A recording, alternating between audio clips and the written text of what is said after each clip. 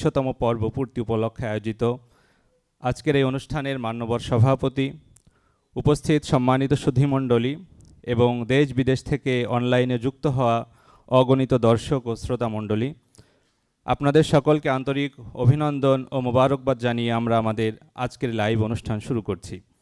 সম্মানিত উপস্থিতি, ইসলামের জীবন ঘনিষ্ঠ প্রশ্ন উত্তরকে দেশ এবং প্রবাসের বাংলা ভাষাভাষী মানুষের কাছে পৌঁছে দেওয়ার লক্ষ্যে শেখ আহমদুল্লাহর পরিচালনায় 2019 সালের 6 সেপ্টেম্বর যাত্রা শুরু করেছিল এক বিশেষ সাপ্তাহিক লাইভ অনুষ্ঠান।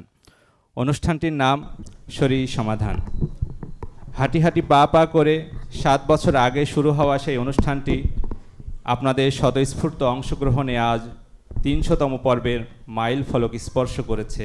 আলহামদুলিল্লাহ, মহান আল্লাহর অশেষ অনুগ্রহ এবং আপনাদের সাড়া ও সহযোগিতা না থাকলে এই অর্জন কোনোভাবেই সম্ভব হতো না।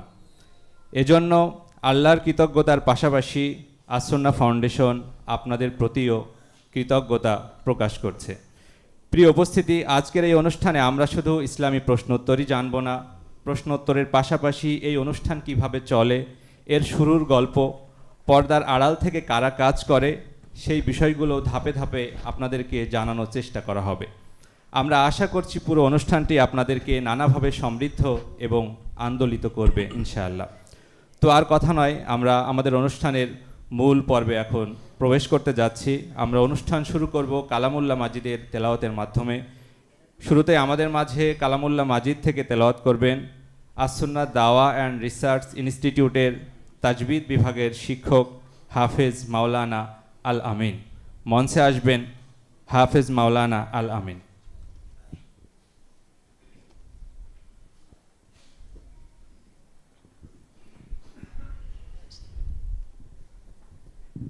السلام عليكم ورحمة الله وبركاته.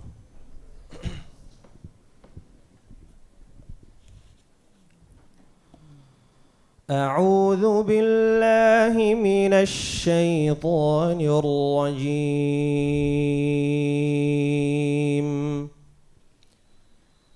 بسم الله الرحمن الرحيم.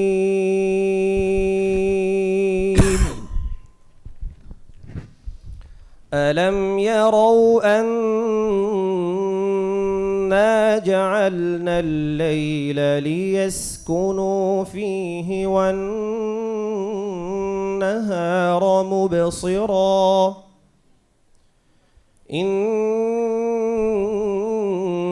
في ذلك لآيات لقوم يؤمنون.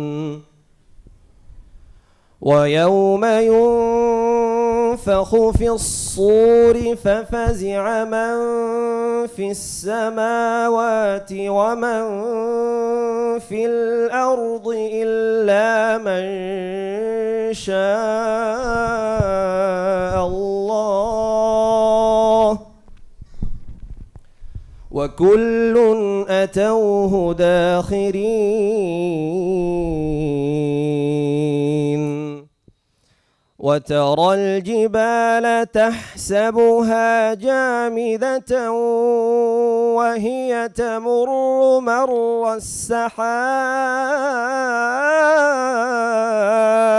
السحاب صنع الله الذي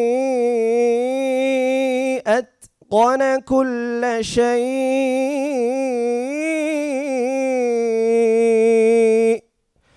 إنه خبير بما تفعلون. من جاء بالحسنة فله خير منها وهم من فزع يومئذ آمنون. ومن جاء بالسيئة فكبت وجوههم في النار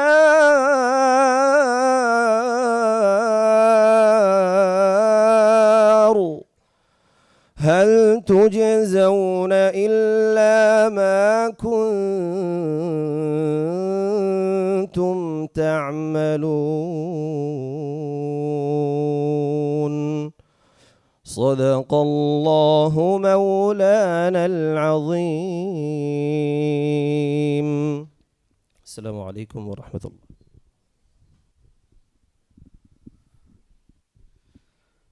মাশা আল্লাহ, আমরা হৃদয় শীতলকারী কোরআন তেলাওয়াত শুনছিলাম। আমার প্রাণ ভরে গেছে, নিশ্চয়ই আপনাদের প্রাণও ভরে গেছে তেলাওয়াত শুনে। আমরা ভাইয়ের জন্য দোয়া করি, আল্লাহ পাক তার কণ্ঠের মাধুর্য আরও যেন বৃদ্ধি করে দেন, আমিন। সম্মানিত উপস্থিতি, আমরা প্রতি সপ্তাহে শরীর সমাধান লাইভ অনুষ্ঠান দেখি। আমরা শুধু দেখি যে শায়েক তিনি ক্যামেরার সামনে বসে কথা বলেন, আপনাদের প্রশ্নের জবাব দেন। বিষয়টা শুধু এখানেই সীমাবদ্ধ না, বরং এই লাইভ অনুষ্ঠানকে কেন্দ্র করে পুরো একটি টিম কাজ করে। এর পেছনে আরও অনেক মেকানিজম আছে। তো এই শরীর সমাধানের পেছনে যারা কাজ করেন এ পর্যায়ে আপনাদের সামনে তাদেরকে আনতে চাই, তাদেরকে একটু পরিচিত করাতে চাই। তো শুরুতেই আমি মঞ্চে আহ্বান জানাবো আহমদ আজিজ ভাইকে। আহমদ আজিজ ভাই তিনি আসনা ফাউন্ডেশনের এই লাইভ অনুষ্ঠানের ক্যামেরাম্যান। আমরা সামনে থেকে শায়েককে দেখি, কিন্তু ক্যামেরার পেছনে যিনি কাজ করেন একেবারে শুরু থেকে, লাইভ আজ থেকে 7 বছর আগে যখন শুরু হয় প্রথম দিন থেকে আজ পর্যন্ত এখনও তিনি সেই ক্যামেরার পেছনেই আছেন। আহমদ আজিজ ভাই তিনি এসেছেন মঞ্চে। এরপরে মঞ্চে আহ্বান করব মাহদি হাসান ভাইকে। তিনিও আসনা ফাউন্ডেশনের একেবারে প্রথম দিকের কর্মী, এবং আজিজ ভাই এবং মাহদি ভাই তারা একসঙ্গে এসেছেন, এবং তিনিও ক্যামেরার পেছনে থাকেন এবং তিনি মূলত ভিডিও এডিট করেন।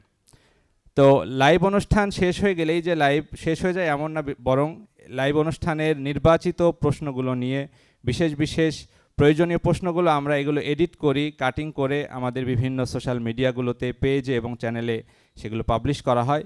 তো মাহদি ভাই তিনি এগুলো এডিট করেন, ভিডিওগুলো এডিট করে আপনাদের সামনে উপস্থাপন করার চেষ্টাটা করেন। এরপরে মঞ্চে আহ্বান জানাবো আসার জন্য আবুল কাসেম আদিল ভাই এবং নুরুল ইসলাম তানিম ভাইকে। এই দুই ভাই আপনাদের প্রশ্নগুলোকে যাচাই বাছাই করেন, এবং আপনারা জানেন প্রত্যেক সেকেন্ডে লাইভ যখন চলে প্রত্যেক সেকেন্ডে 4-5টা করে কমেন্ট আসতে থাকে।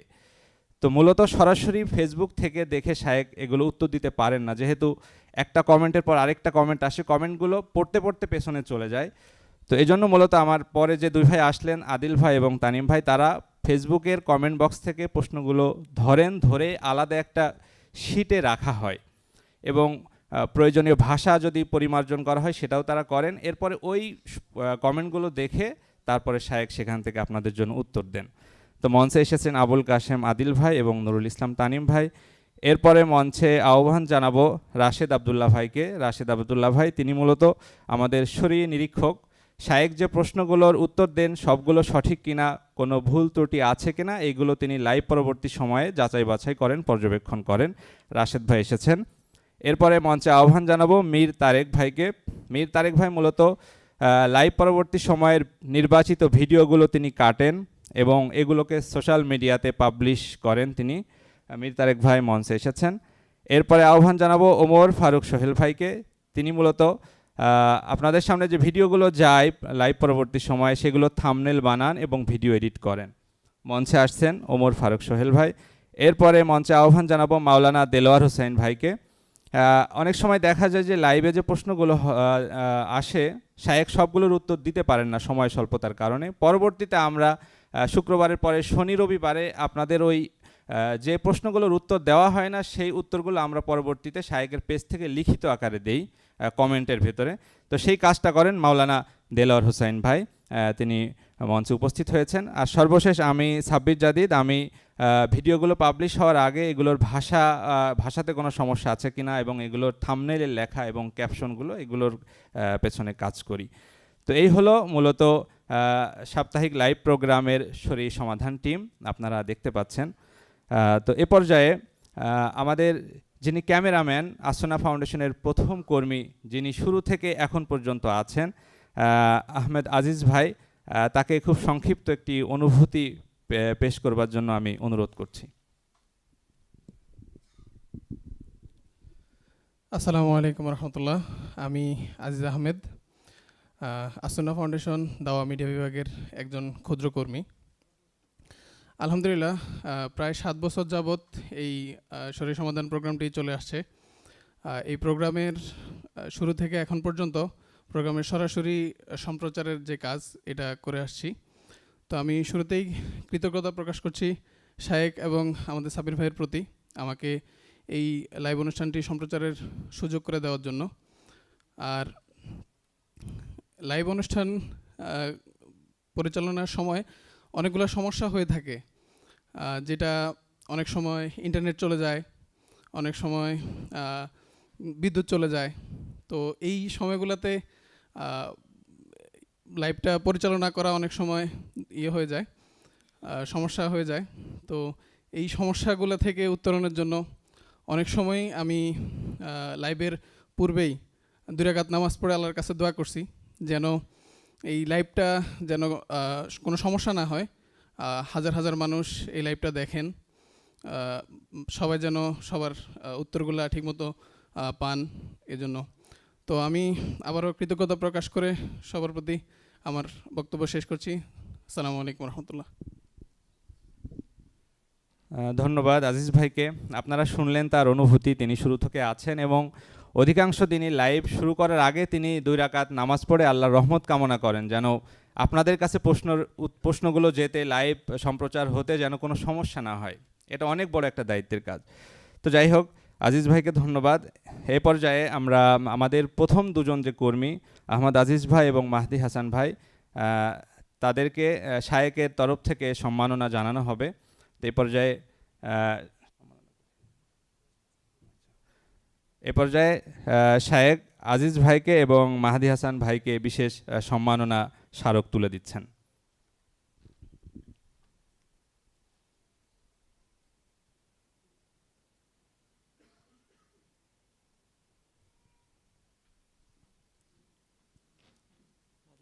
মাহদি ভাই, এখন মাহদি হাসান ভাইয়ের হাতে শায়েক সম্মাননা স্মারক তুলে দিচ্ছেন।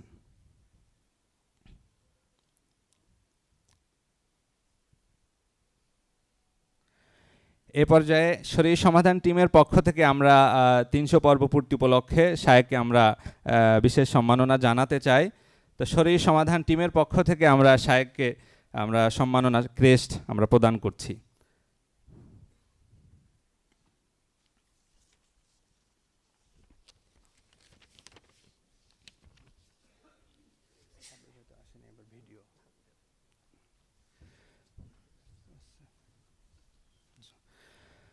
সম্মানিত উপস্থিতি, আমাদের শরীর সমাধান টিমের পরিচয় পর্ব শেষ হলো।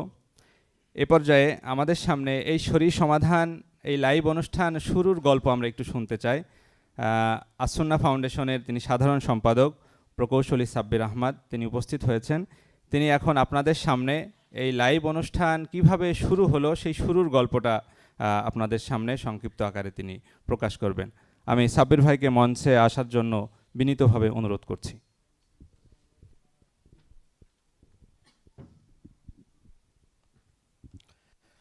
আসসালামু আলাইকুম রহমতুল্লাহি ওবারাকাতু। সবাইকে আন্তরিক ধন্যবাদ জানাচ্ছি আমাদের 300তম পর্ব উপলক্ষে আয়োজিত অনুষ্ঠানে আসার জন্য। একই সাথে আমাদের এই পর্বগুলো লাইভে দেখার জন্য আপনারা দর্শক হিসেবে দেখছেন, আমরা এই জন্য নিজেদেরকে ধন্য মনে করছি। তো শায়েকের সাথে আমার 2017 সালে প্রথম দেখা হয়, পরিচয় হয় 2017 সালের রোজার ঈদের দিন সন্ধ্যার সময়। এরপর আমাদের কথাবার্তা শুরু যে কিভাবে এটা করা যায়।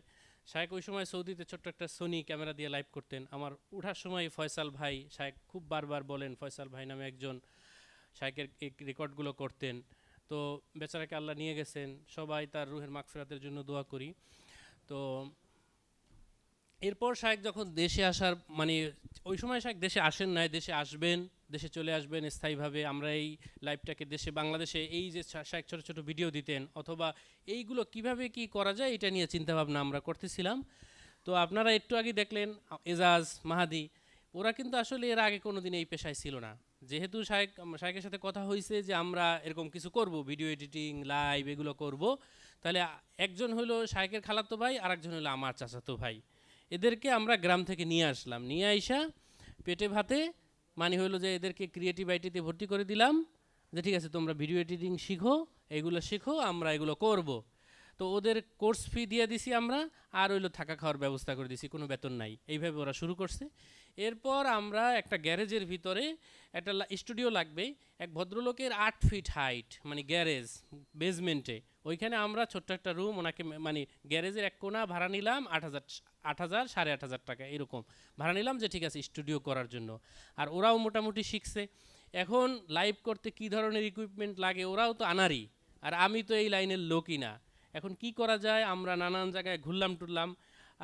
ওই সময়ের মানে ইউটিউবে যারা ভালো ভালো প্রোগ্রাম বানায় তাদের কাছে গেলাম, যাওয়ার পরে তারা বলল যে 33 লাখ টাকার উপকরণ লাগছে এই লাইভের টোটাল সেট আপ করতে। তো ওই সময়ে 33 লাখ টাকা তো মানে তো দূরের কথা, 33,000 টাকাই তো নাই মানে ব্যবহার ইসের জন্য। তো লোকজন বলতে তখন আমি, শায়েক এজাজ মাহাদি, এই ওরা শিখতেছে, আমি কিছুই জানি না, শায়েক আগে থেকেই জানে। আলহামদুলিল্লাহ শায়েক পারফেকশনিস্ট মানুষ, আমরা তিনজন পারতেছিলাম না। মানে শায়েক তো পারফেক্ট না হলে কোনো জিনিস পছন্দ করেন না, আসলে পারফেক্ট হয়েছে দেখেই কিন্তু এই পর্যন্ত লাস্টিং করছে 300 পর্ব আপনারা দেখছেন। ঠিক আছে, এই জন্য শায়েককে ধন্যবাদ জানাচ্ছি। আমরা তো আসলে লামসাম করতে চাইছিলাম, কারণ আমাদের যোগ্যতায় কুলায় না ওই সময়। ঠিক আছে, তো এরপর আমরা কিভাবে কি করব, এরপর ঘাটাঘাটি শুরু করলাম। পরে 10,000 টাকায় ওই যেটা 33 লাখ বলছে ওইটা আমি ঘাটাঘাটি করে 10,000 টাকায় একটা ক্যামলিঙ্ক 4K ডিভাইস একটা কিনলাম। কেনার পরে ওই গ্যারেজের ভিতরে আমরা শুরু করে দিলাম। ওই সময় কিন্তু ওই যে আজকে আপনারা দেখলেন যে একজন প্রশ্ন কপি করে দেয়, এগুলো তেমন কেউ ছিল না। শায়েক সরাসরি প্রশ্ন নিজেই পড়তো, এই লোকবলই তো এই কয়জন। ঠিক আছে, তো একটা পিসি দিয়ে প্রথমে লাইভ করতে নিলাম। প্রথম দিকে প্রচুর লাইভ কাইটে যাইতো। ওই সময়ের এক ভাইয়ের কথা স্মরণ করব, ভূমিপল্লীতে এক ভাই প্রতি মাসে আইসা 850 টাকা ইন্টারনেট বিল দিয়ে যাইতো, মানে প্রতি মাসের ইন্টারনেট বিলটা ওই ভাই দিয়ে যাইতো। তো জি, ও আচ্ছা, এখনও দেয়, মানে ঠিক আছে। এরপর আমরা ওই যে লাইভ যখন যায় তখন ইন্টারনেটের উপর প্রচুর মানে পিসির উপর প্রচুর চাপ পড়ে।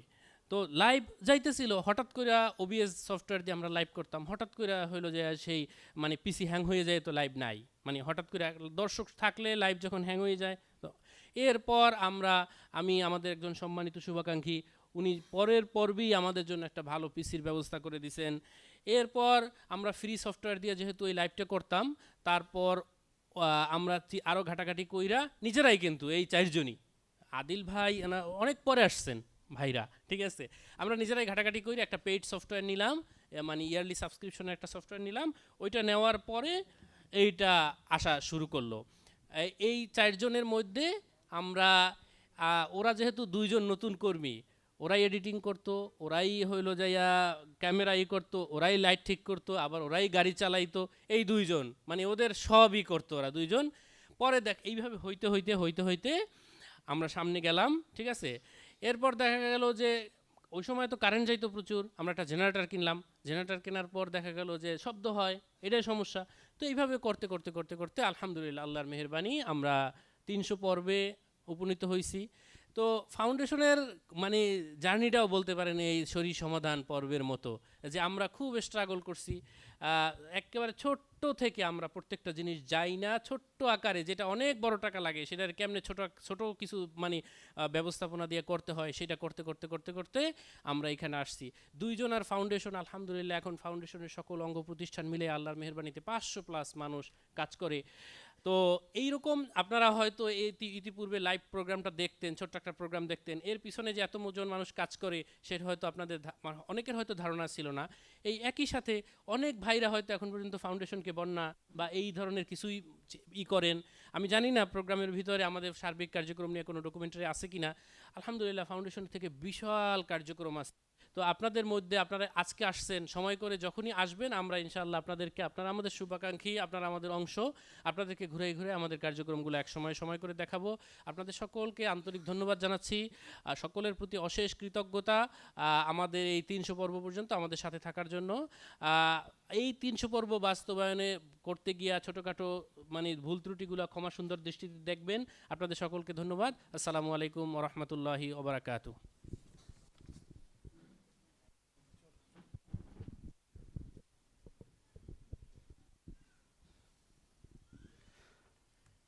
আন্তরিক ধন্যবাদ সাব্বির আহমদ ভাইকে। আমরা তার কাছ থেকে শরীর সমাধানের প্রথম দিককার শুরুর দিককার যে সংগ্রাম, সে সংগ্রামের গল্পগুলো শুনছিলাম। এই পর্যায়ে আমরা এই লাইভ প্রশ্নোত্তর শরীর সমাধান বিষয়ক একটি সংশ্লিষ্ট একটি তথ্যচিত্র দেখব। পর্দায় তথ্যচিত্রটি এখনই চালু হবে। এই তথ্যচিত্রের মাধ্যমেও আমরা এই শরীর সমাধান অনুষ্ঠানের নানান গল্প আমরা দেখতে পাবো ইনশাল্লাহ।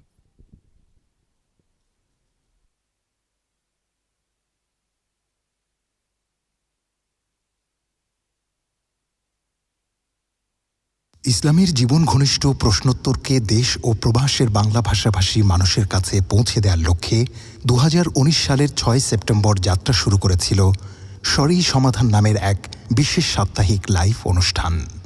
হাঁটি হাঁটি পা পা করে 7 বছর আগে শুরু হওয়া সেই অনুষ্ঠানটি আপনাদের স্বতঃস্ফূর্ত অংশগ্রহণে আজ 300 পর্বের মাইল ফলক স্পর্শ করেছে আলহামদুলিল্লাহ। এই লাইভ প্রোগ্রামটি আসুন্নাহ ফাউন্ডেশনের প্রথম কোনো আনুষ্ঠানিক উদ্যোগ। তাই বলা যায় আজকের আসুন্নাহ ফাউন্ডেশন যে বিশাল মহিরুহ হয়ে উঠেছে তার বীজ হলো এই অনুষ্ঠান। এই অনুষ্ঠান একদিকে যেমন অসংখ্য মধুর স্মৃতির জন্ম দিয়েছে, তেমনি প্রতিকূলতার নানা তিক্ত অভিজ্ঞতাও আমাদেরকে শক্ত পায়ে দাঁড়াতে বারবার সহযোগিতা করেছে। শুরুতে আমাদের দক্ষ লোকবল ছিল না। একটি বাসার গ্যারেজে অস্থায়ী স্টুডিও বানিয়ে যাত্রা শুরু হয়েছিল এই অনুষ্ঠানের। এই অনুষ্ঠানের মাধ্যমে এ পর্যন্ত প্রায় 18,000 প্রশ্নের জবাব দেয়া হয়েছে। প্রতি পর্বে 50 থেকে 60টি প্রশ্নের জবাব দেয়া হয়। প্রত্যেক পর্বের লাইভ ভিউয়ারের গড় সংখ্যা 1,500। লাইভ চলাকালে প্রতি সেকেন্ডে গড়ে 5 থেকে 6টি কমেন্ট মন্তব্যের ঘরে জমা হয়। এর মাধ্যমেও দর্শকের আগ্রহের পারদ পরিমাপ করা যায়। অসংখ্য মানুষ জানিয়েছেন এই অনুষ্ঠান তাদের জীবন বদলে দিয়েছে। অনেক পরিবার এই অনুষ্ঠান থেকে দিনে ফেরার অনুপ্রেরণা পেয়েছে। আমরা অনেকবার অনুষ্ঠানটি বন্ধ করতে চেয়েছি, কিন্তু আপনাদের আগ্রহ ও ভালোবাসায় সেই সিদ্ধান্ত থেকে বারবার সরে আসতে হয়েছে। তাই বলা যায় শরীর সমাধান এটি গতানুগতিক কোনো লাইভ প্রোগ্রাম নয়, এটি আমাদের অভিজ্ঞতা ও অনুপ্রেরণার বাতিঘর। আমাদের জানামতে আলেমদের ভেতর থেকে প্রথম কমেন্টকারী মাওলানা রুহুল আমিন সাদি। আর 7 বছর আগে সর্বপ্রথম যিনি কমেন্টের মাধ্যমে মাসআলা জানতে চেয়েছিলেন তিনি একজন নারী, যার নাম উম্মে হানি। সেই প্রশ্নের স্ক্রিনশট আজও আমাদের কাছে সংরক্ষিত আছে। আসুন্নাহ ফাউন্ডেশন, উম্মার স্বার্থে, সুন্নার সাথে।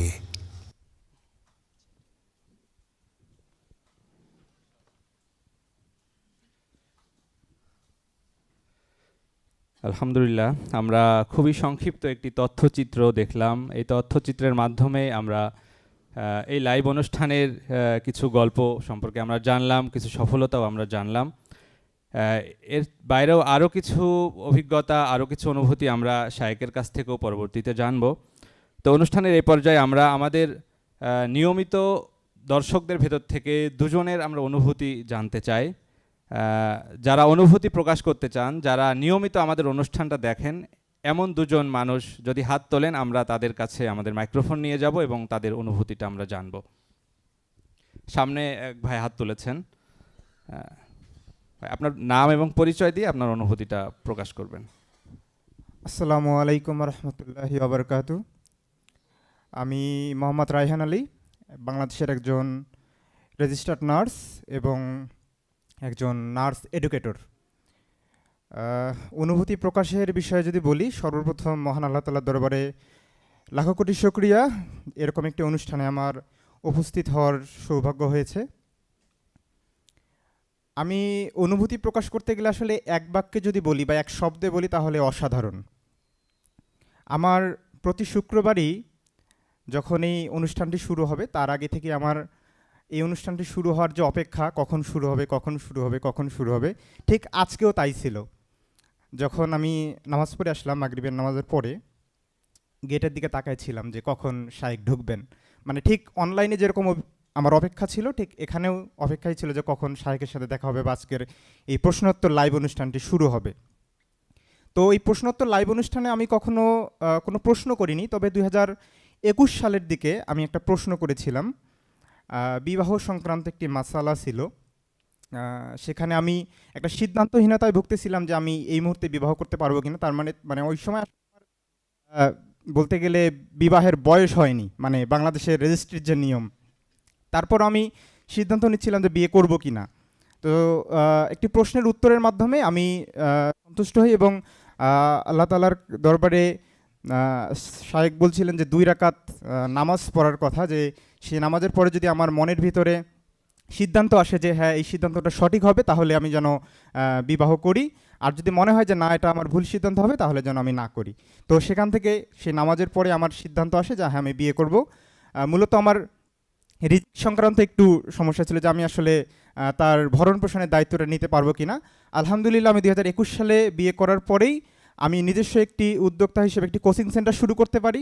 পরবর্তীতে আমার পড়াশোনা শেষ করার পরে আমি আমার ব্যাচ থেকে সর্বপ্রথম নন গভর্নমেন্ট জবে ঢুকি এবং তারপরে আমি এখন পর্যন্ত 3টা জব সুইচ করি এবং আলহামদুলিল্লাহ এখন আমি একটা ভালো সম্মানজনক পেশায় আছি। তো যদি একটু শুধু আমি সময় নিব যে এই যে শায়েকের অনুষ্ঠান 5, 4, 3, 2, 1 দিয়ে শুরু, এরপর আসুন্নাহ ফাউন্ডেশনের নিয়মিত আপডেট, এরপরেই আপনাদের জীবন ঘনিষ্ঠ প্রশ্নোত্তরের আলোকিত ভবনে প্রবেশ করছি এবং সর্বশেষ এই মানে প্রশ্নগুলো শেষ হয়ে যায়। এই হচ্ছে মানে পুরো প্রোগ্রামটা আমার আমি এমনও হয়ে গেছে যে একটা পর্ব আমি অনেকবার দেখেছি এবং ছোট্ট ছোট্ট প্রশ্নোত্তরগুলো ক্লিপগুলো আমার দেখা হয়ে যায়। তো সব কিছু মিলিয়ে আমার এই অভিজ্ঞতা সাধারণ এবং জীবনেও আমি এটাকে প্রতিফলন করার চেষ্টা করি এবং অন্যের কাছে দাওয়াত পৌঁছানোর চেষ্টা করি। ধন্যবাদ, জাযাকুমুল্লাহ খাইর। হ্যাঁ, ধন্যবাদ রায়হান ভাইকে, তার অনুভূতি আমাদেরকে অনেক বেশি অনুপ্রাণিত করলো।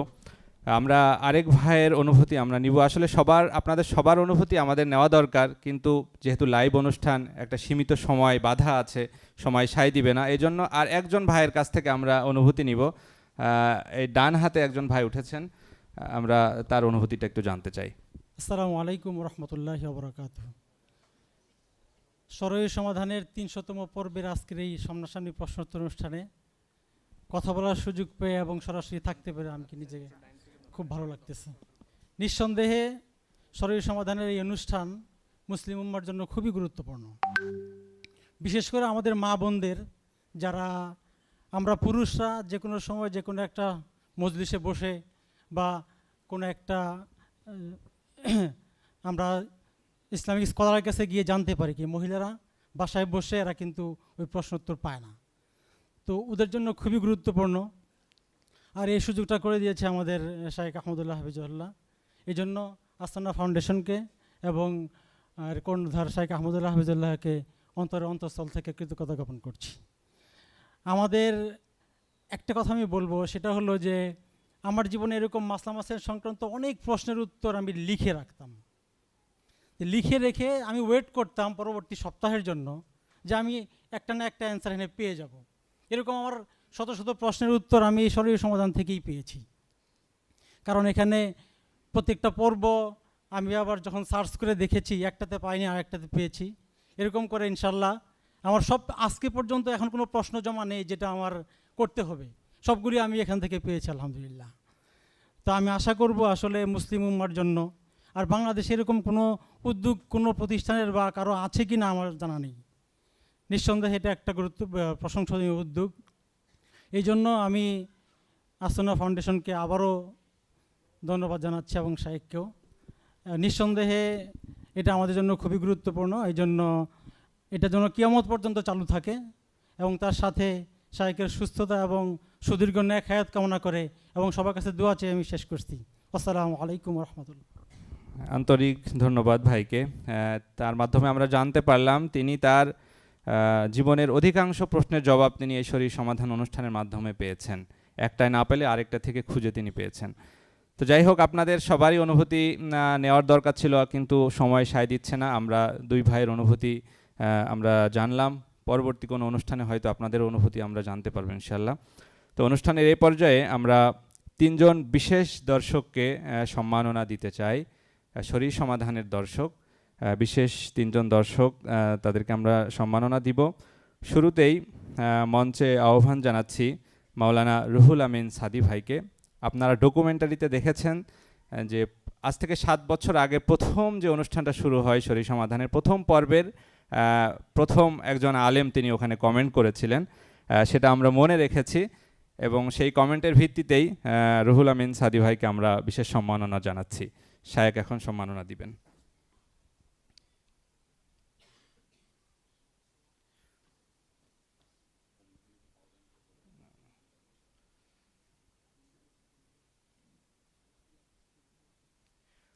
রুহুল আমিন সাদি ভাইয়ের আরেকটা পরিচয় হচ্ছে উনি অনলাইন অ্যাক্টিভিস্ট এবং বিশিষ্ট লেখক গবেষক। ধন্যবাদ রুহুল আমিন সাদি ভাইকে। এ পর্যায়ে মঞ্চে আসতে অনুরোধ করব মুহতারাম জাকির হোসেন ভাইকে। তিনি আমাদের একজন অত্যন্ত বড় একজন শুভাকাঙ্ক্ষী এবং আমাদের সাধারণ সম্পাদকের কাছ থেকে শুনেছিলেন শরীর সমাধানের শুরুর দিকে যিনি একটি কম্পিউটার আমাদেরকে উপহার দিয়েছিলেন, তিনি এই জাকির ভাই। যখন আমাদের কিছুই ছিল না বলতে গেলে, লাইভ প্রোগ্রাম চালানোর জন্য একটা কম্পিউটারের প্রয়োজন ছিল, সেই সময় সেই দুর্দিনে তিনি আমাদেরকে একটি কম্পিউটার উপহার দিয়েছিলেন। তাকে আমরা সম্মাননা জানাচ্ছি। শায়েক জাকির হোসেন ভাইকে বিশেষ সম্মাননা জানাচ্ছেন। এরপরে আমরা বিশেষ সম্মাননা জানাতে চাই একজন বোনকে। তিনি সুলতানা ইসলাম। তিনি 300 পর্বই দেখেছেন, শুরু থেকে আজ পর্যন্ত যতগুলো পর্ব হয়েছে সবগুলো পর্বই তিনি দেখেছেন। যদিও তিনি এখানে উপস্থিত নেই, তো তার পক্ষ থেকে নাজমুল হাসান ভাই তিনি পুরস্কার বা সম্মাননা গ্রহণ করবেন।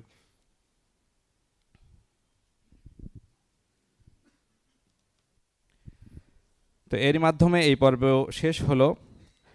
এখন আমরা মূল প্রশ্নোত্তর পর্বে প্রবেশের আগে আমরা শায়েকের কাছ থেকে কিছু বক্তব্য, শরীর সমাধান কেন্দ্রিক কিছু অনুভূতি, কিছু অভিজ্ঞতা আমরা জানতে চাই।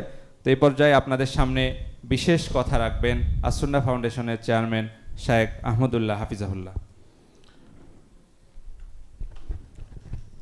আসসালামু আলাইকুম ওয়া রাহমাতুল্লাহি ওয়া বারাকাতুহু। আমি শুরুতে একটি প্রশ্ন রাখতে চাই। সারা জীবন আপনারা আমাকে প্রশ্ন করেছেন, 7 বছর ধরে 18,000 প্রশ্নের উত্তর দিতে হয়েছে। আজকে একটা প্রশ্ন উত্তর দিয়ে আপনারা শুরু করেন। প্রশ্ন হলো, প্রথম পর্ব থেকেই আমার একটা শারীরিক অসুস্থতা প্রতিটি লাইভে স্পষ্টত আপনাদের কাছে প্রকাশ হতো। বিরক্তিকর একটি অসুস্থতা। কি সেটা? কাশি। সাধারণত আমি বক্তব্য চলাকালীন কখনো চাটা পান করার অভ্যাস নাই, কিন্তু চাটা এখন চেয়ে নিলাম, কারণ আমার ভয় হচ্ছে সেই কাশি আবারও আমাকে বিরক্ত করে কিনা। তো মাশাআল্লাহ, আপনারা যারা খুব মনোযোগী শ্রোতা তারা ধরতে পেরেছেন। দোয়া চাই, আল্লাহ তাআলা অনেকখানি আমাকে সুস্থ করে দিয়েছেন, বাকি যেটুকু কষ্ট হচ্ছে সেটুকু যেন আল্লাহ তাআলা দূর করে দেন।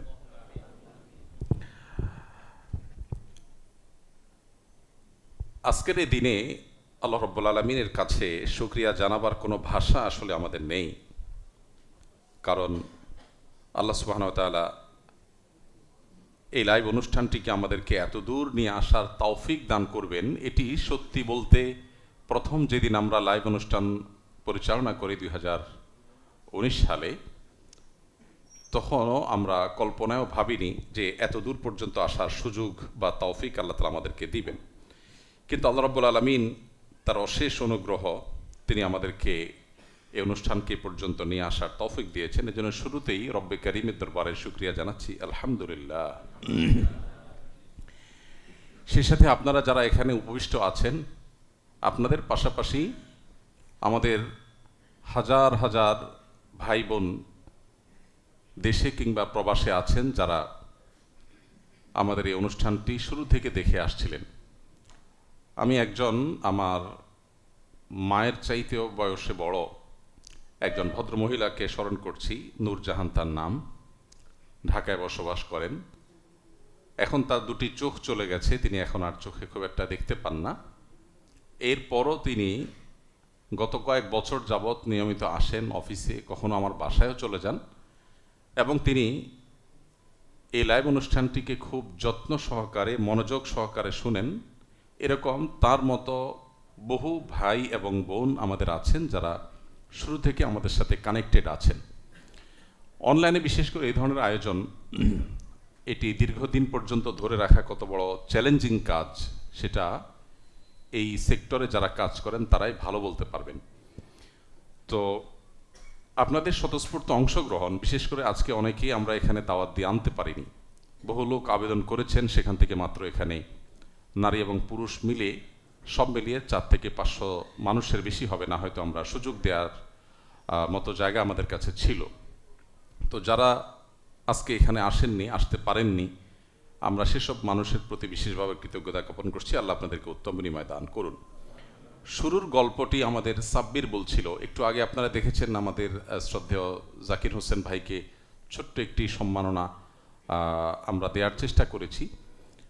মূলত আমাদের যখন প্রথমে পিসিতে প্রবলেম শুরু হয়, কম দামের পিসিতে প্রোগ্রাম শুরু করার কারণে, তখন জাকির হোসেন ভাই বললেন বারবার লাইভ কেটে যায়, বিরক্তিকর, তো সেক্ষেত্রে একটা ভালো পিসি কত টাকা লাগবে? তখন 1 লক্ষ টাকার প্রয়োজন ছিল। তিনি 1 লক্ষ টাকা নিয়ে আসেন এবং তার 1 লক্ষ টাকার কেনা পিসি দিয়ে আমরা দীর্ঘ বেশ অনেক দিন এই লাইভ অনুষ্ঠানটি পরিচালনা করেছি। আরও অনেকেই হয়তো এখানে অবদান রেখেছেন, হয়তো আমাদের স্মরণে নেই। মানুষ হিসাবে আমাদের যে সীমাবদ্ধতা, সেটার জন্য আমরা ভুলে গেছি। সেজন্য আমি তাদের কাছে দুঃখ প্রকাশ করছি এবং ক্ষমা চেয়ে নিচ্ছি যে আপনাদের অবদানের কথা হয়তো আমরা ভুলে গেছি। কিন্তু আসার কথা হলো, আমরা বললেও যার জন্য আমরা করি সেই আল্লাহ রাব্বুল আলামিন ভুলেন না। মূলত অনলাইনে প্রশ্নোত্তর দেওয়ার এই কাজটি কোত্থেকে আমাদের সূচনা বা শুরু?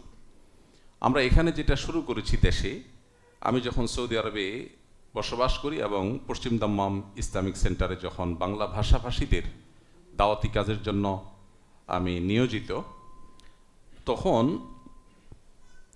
আমাদের কিছু ভাই বোন সৌদি আরবে, বাংলাদেশে কিংবা ইউএসএতে এবং বিভিন্ন জায়গায় যারা আছেন, দুবাইতে কিছু ভাই বোন ছিলেন, যারা আমাদের কাছে আমার পার্ট অফ জব, আমি পশ্চিম দাম্মাম ইসলামিক সেন্টারের প্রিচার এবং দায়ী এবং ট্রান্সলেটর আলেম হিসাবে আমার কাজ ছিল বাংলা ভাষাভাষী প্রবাসীদের দিনই প্রয়োজন পূরণ করা। সেটা ওয়াজ নসিহতের মাধ্যমে হোক, মাসালার উত্তর দেওয়ার মাধ্যমে হোক, ইত্যাদি ইত্যাদি যত উপায় আছে।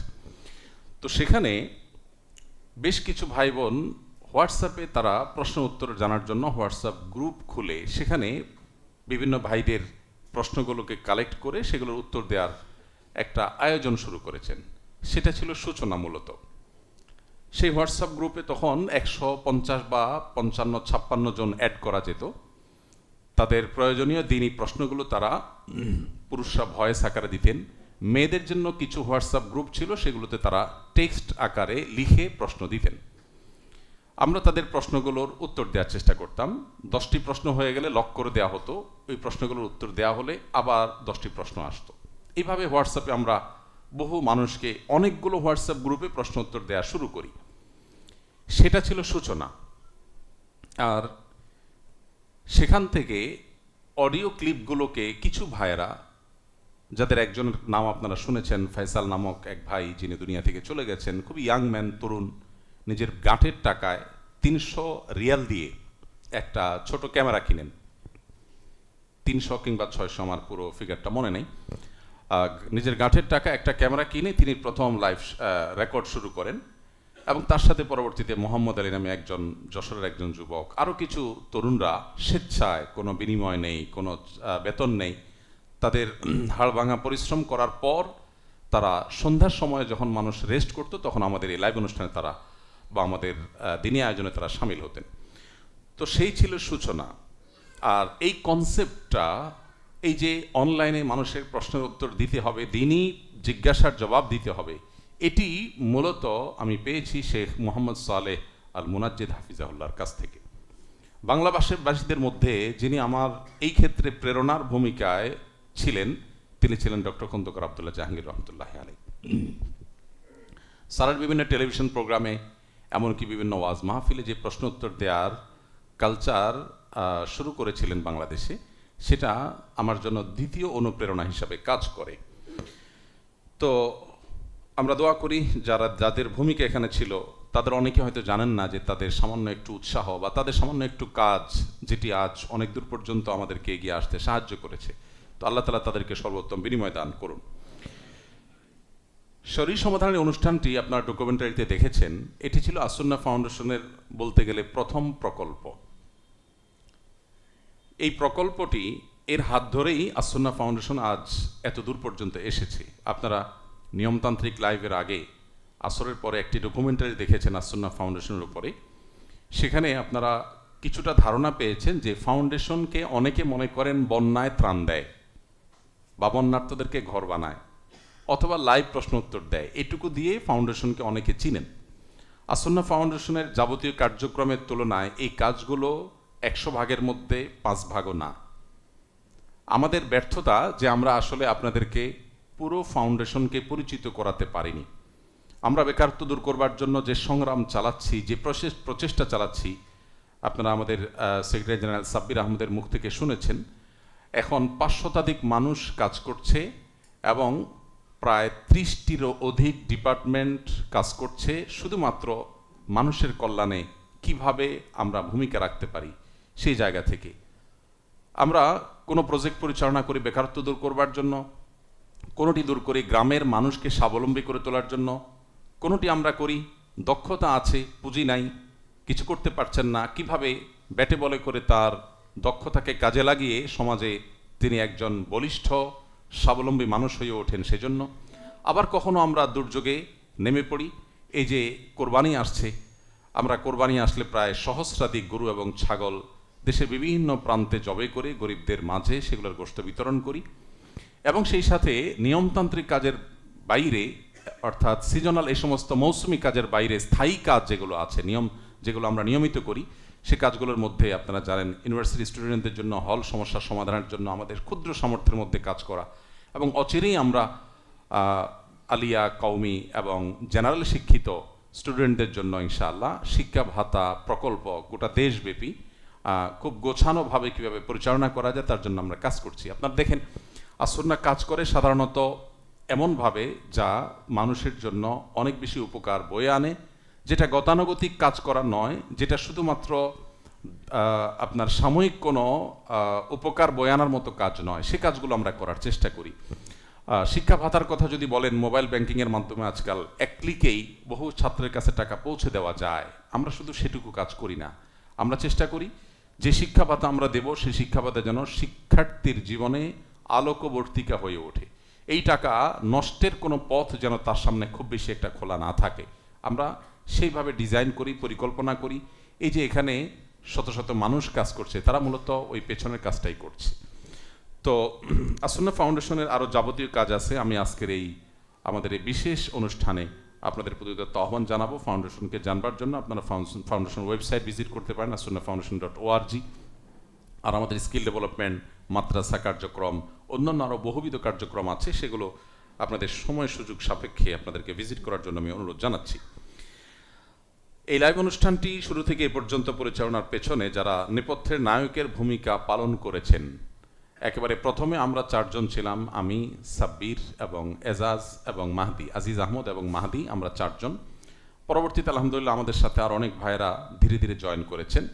আমি আজকের এই বিশেষ দিনে তাদের প্রত্যেককে অন্তঃস্থল থেকে বিশেষভাবে মোবারকবাদ জানাই। আল্লাহ তাআলা তাদেরকে এর জন্য সর্বোত্তম বদলা এবং বিনিময় দান করুন। তারা আসলে তাদের পেশাগত দায়িত্বের অনেক ঊর্ধ্বে উঠে এই কাজটি করতে হয়, কারণ এই লাইভ অনুষ্ঠান পরিচালনা করার জন্য রাত দিন একাকার করে ফেলতে হয়, অনেকগুলো মানুষকে একসাথে কাজ করতে হয়। আপনারা দেখেন স্ক্রিনে হয়তো আমাকে, পেছনে যখন লাইভ চলে ঠিক ওই সময়টাতেও অনেকেই কাজ করছেন পিসিতে, কম্পিউটারের বিভিন্ন জায়গা থেকে। সেই মানুষগুলো তাদের অনেক কাজ আছে যে কাজের প্রকৃত বিনিময় আসুন্নাহ ফাউন্ডেশন আসলে তাদেরকে সামান্য কিছু টাকা দিয়ে দিতে পারেনি। এই জন্য আমি দোয়া করি আল্লাহ তাআলা তাদেরকে উত্তম বিনিময় দান করুন। এখানে একটি কথা বলতে চাই, সেটা হলো এই লাইভ অনুষ্ঠান পরিচালনা করতে গিয়ে আমাদের কোনো প্রশ্নের উত্তর দিতে গিয়ে ভুল হয়েছে কিনা? উত্তর হলো অবশ্যই হয়েছে, আমরা মানুষ। এটি খুবই গুরুত্বপূর্ণ একটি প্রশ্ন। 2 জন মন্তব্য করেছেন, আমি তো প্রত্যাশা করেছি এরকম কোনো মন্তব্য থাকবে যে ভাই এতগুলো প্রশ্ন উত্তর দিয়েছেন, আর লাইভ উত্তর দিতে গেলে তো ভুলভাল হওয়ার সম্ভাবনা থাকে, সব প্রশ্ন উত্তর তো একটা মানুষের জানা থাকে না। তো সেক্ষেত্রে আপনাদের ভূমিকাটা কি? প্রথমত বলতে চাই যে সমস্ত প্রশ্নের উত্তর আমাদের জানা নেই, লাইভে অনেক সময় আমরা সেগুলো বলি যে এই প্রশ্নের উত্তরটি আমার জানা নেই, পরবর্তীতে আমরা আপনাকে জানিয়ে দেওয়ার চেষ্টা করব রিপ্লাইয়ের মাধ্যমে, কমেন্টে। কখনো আমরা জানাতে পেরেছি, কখনো হয়তো তার কমেন্টে আর খুঁজে পাইনি, জানাতে পারিনি, কিন্তু আমরা বিনয়ের সাথে এরকম অনেক সময় আমাদের না জানা থাকার কথা বলেছি। আর এটা ইসলাম আমাদেরকে শিখিয়েছে। কোনো বিষয় যদি আমার না জানা থাকে সেটা আমি স্পষ্টত বলবো যে এটা আমি জানি না। ইসলামের ইতিহাসে এমন বহু মনীষীর কথা আমরা জানি যাদেরকে অনেক গুরুত্বপূর্ণ প্রশ্ন করা হয়েছে এবং তাদের আপন অবস্থান থেকে সবাই তাদেরকে অনেক বড় আলেম হিসাবে, ইমাম হিসাবে জানেন, কিন্তু তারা বলেছেন লা আদ্রি, আমি জানি না। তো এটা ইসলামের সৌন্দর্য। না জানা বিষয়কে জানার ভান করার চাইতে স্পষ্টত আমি জানি না এটি বলাটাই ইসলাম আমাদেরকে শিখিয়েছে। তো আলহামদুলিল্লাহ সেই কাজটি আমরা করার চেষ্টা করেছি। আপনারা এখানে লক্ষ্য করেছেন আমাদের টিমের মধ্যে দু একজন ভাই তারা নিরীক্ষণের কাজটি করেন, অর্থাৎ আমার উত্তর দেওয়া প্রশ্নগুলোর মধ্যে আমি ভুল কোথায় করলাম সেটা খুঁজে বের করা তাদের কাজ থাকে। যদি সেরকম কিছু তারা পায় যে কোনো প্রশ্নের উত্তর দিতে গিয়ে ভুল হয়েছে, তখন আমরা যে উদ্যোগটা নেই সেটি হলো আমরা পরবর্তীতে আরেকটি লাইভ অনুষ্ঠানে কিংবা কোনো রেকর্ডেড প্রশ্নোত্তরে আমরা ওই প্রশ্নের উত্তরটা দেই।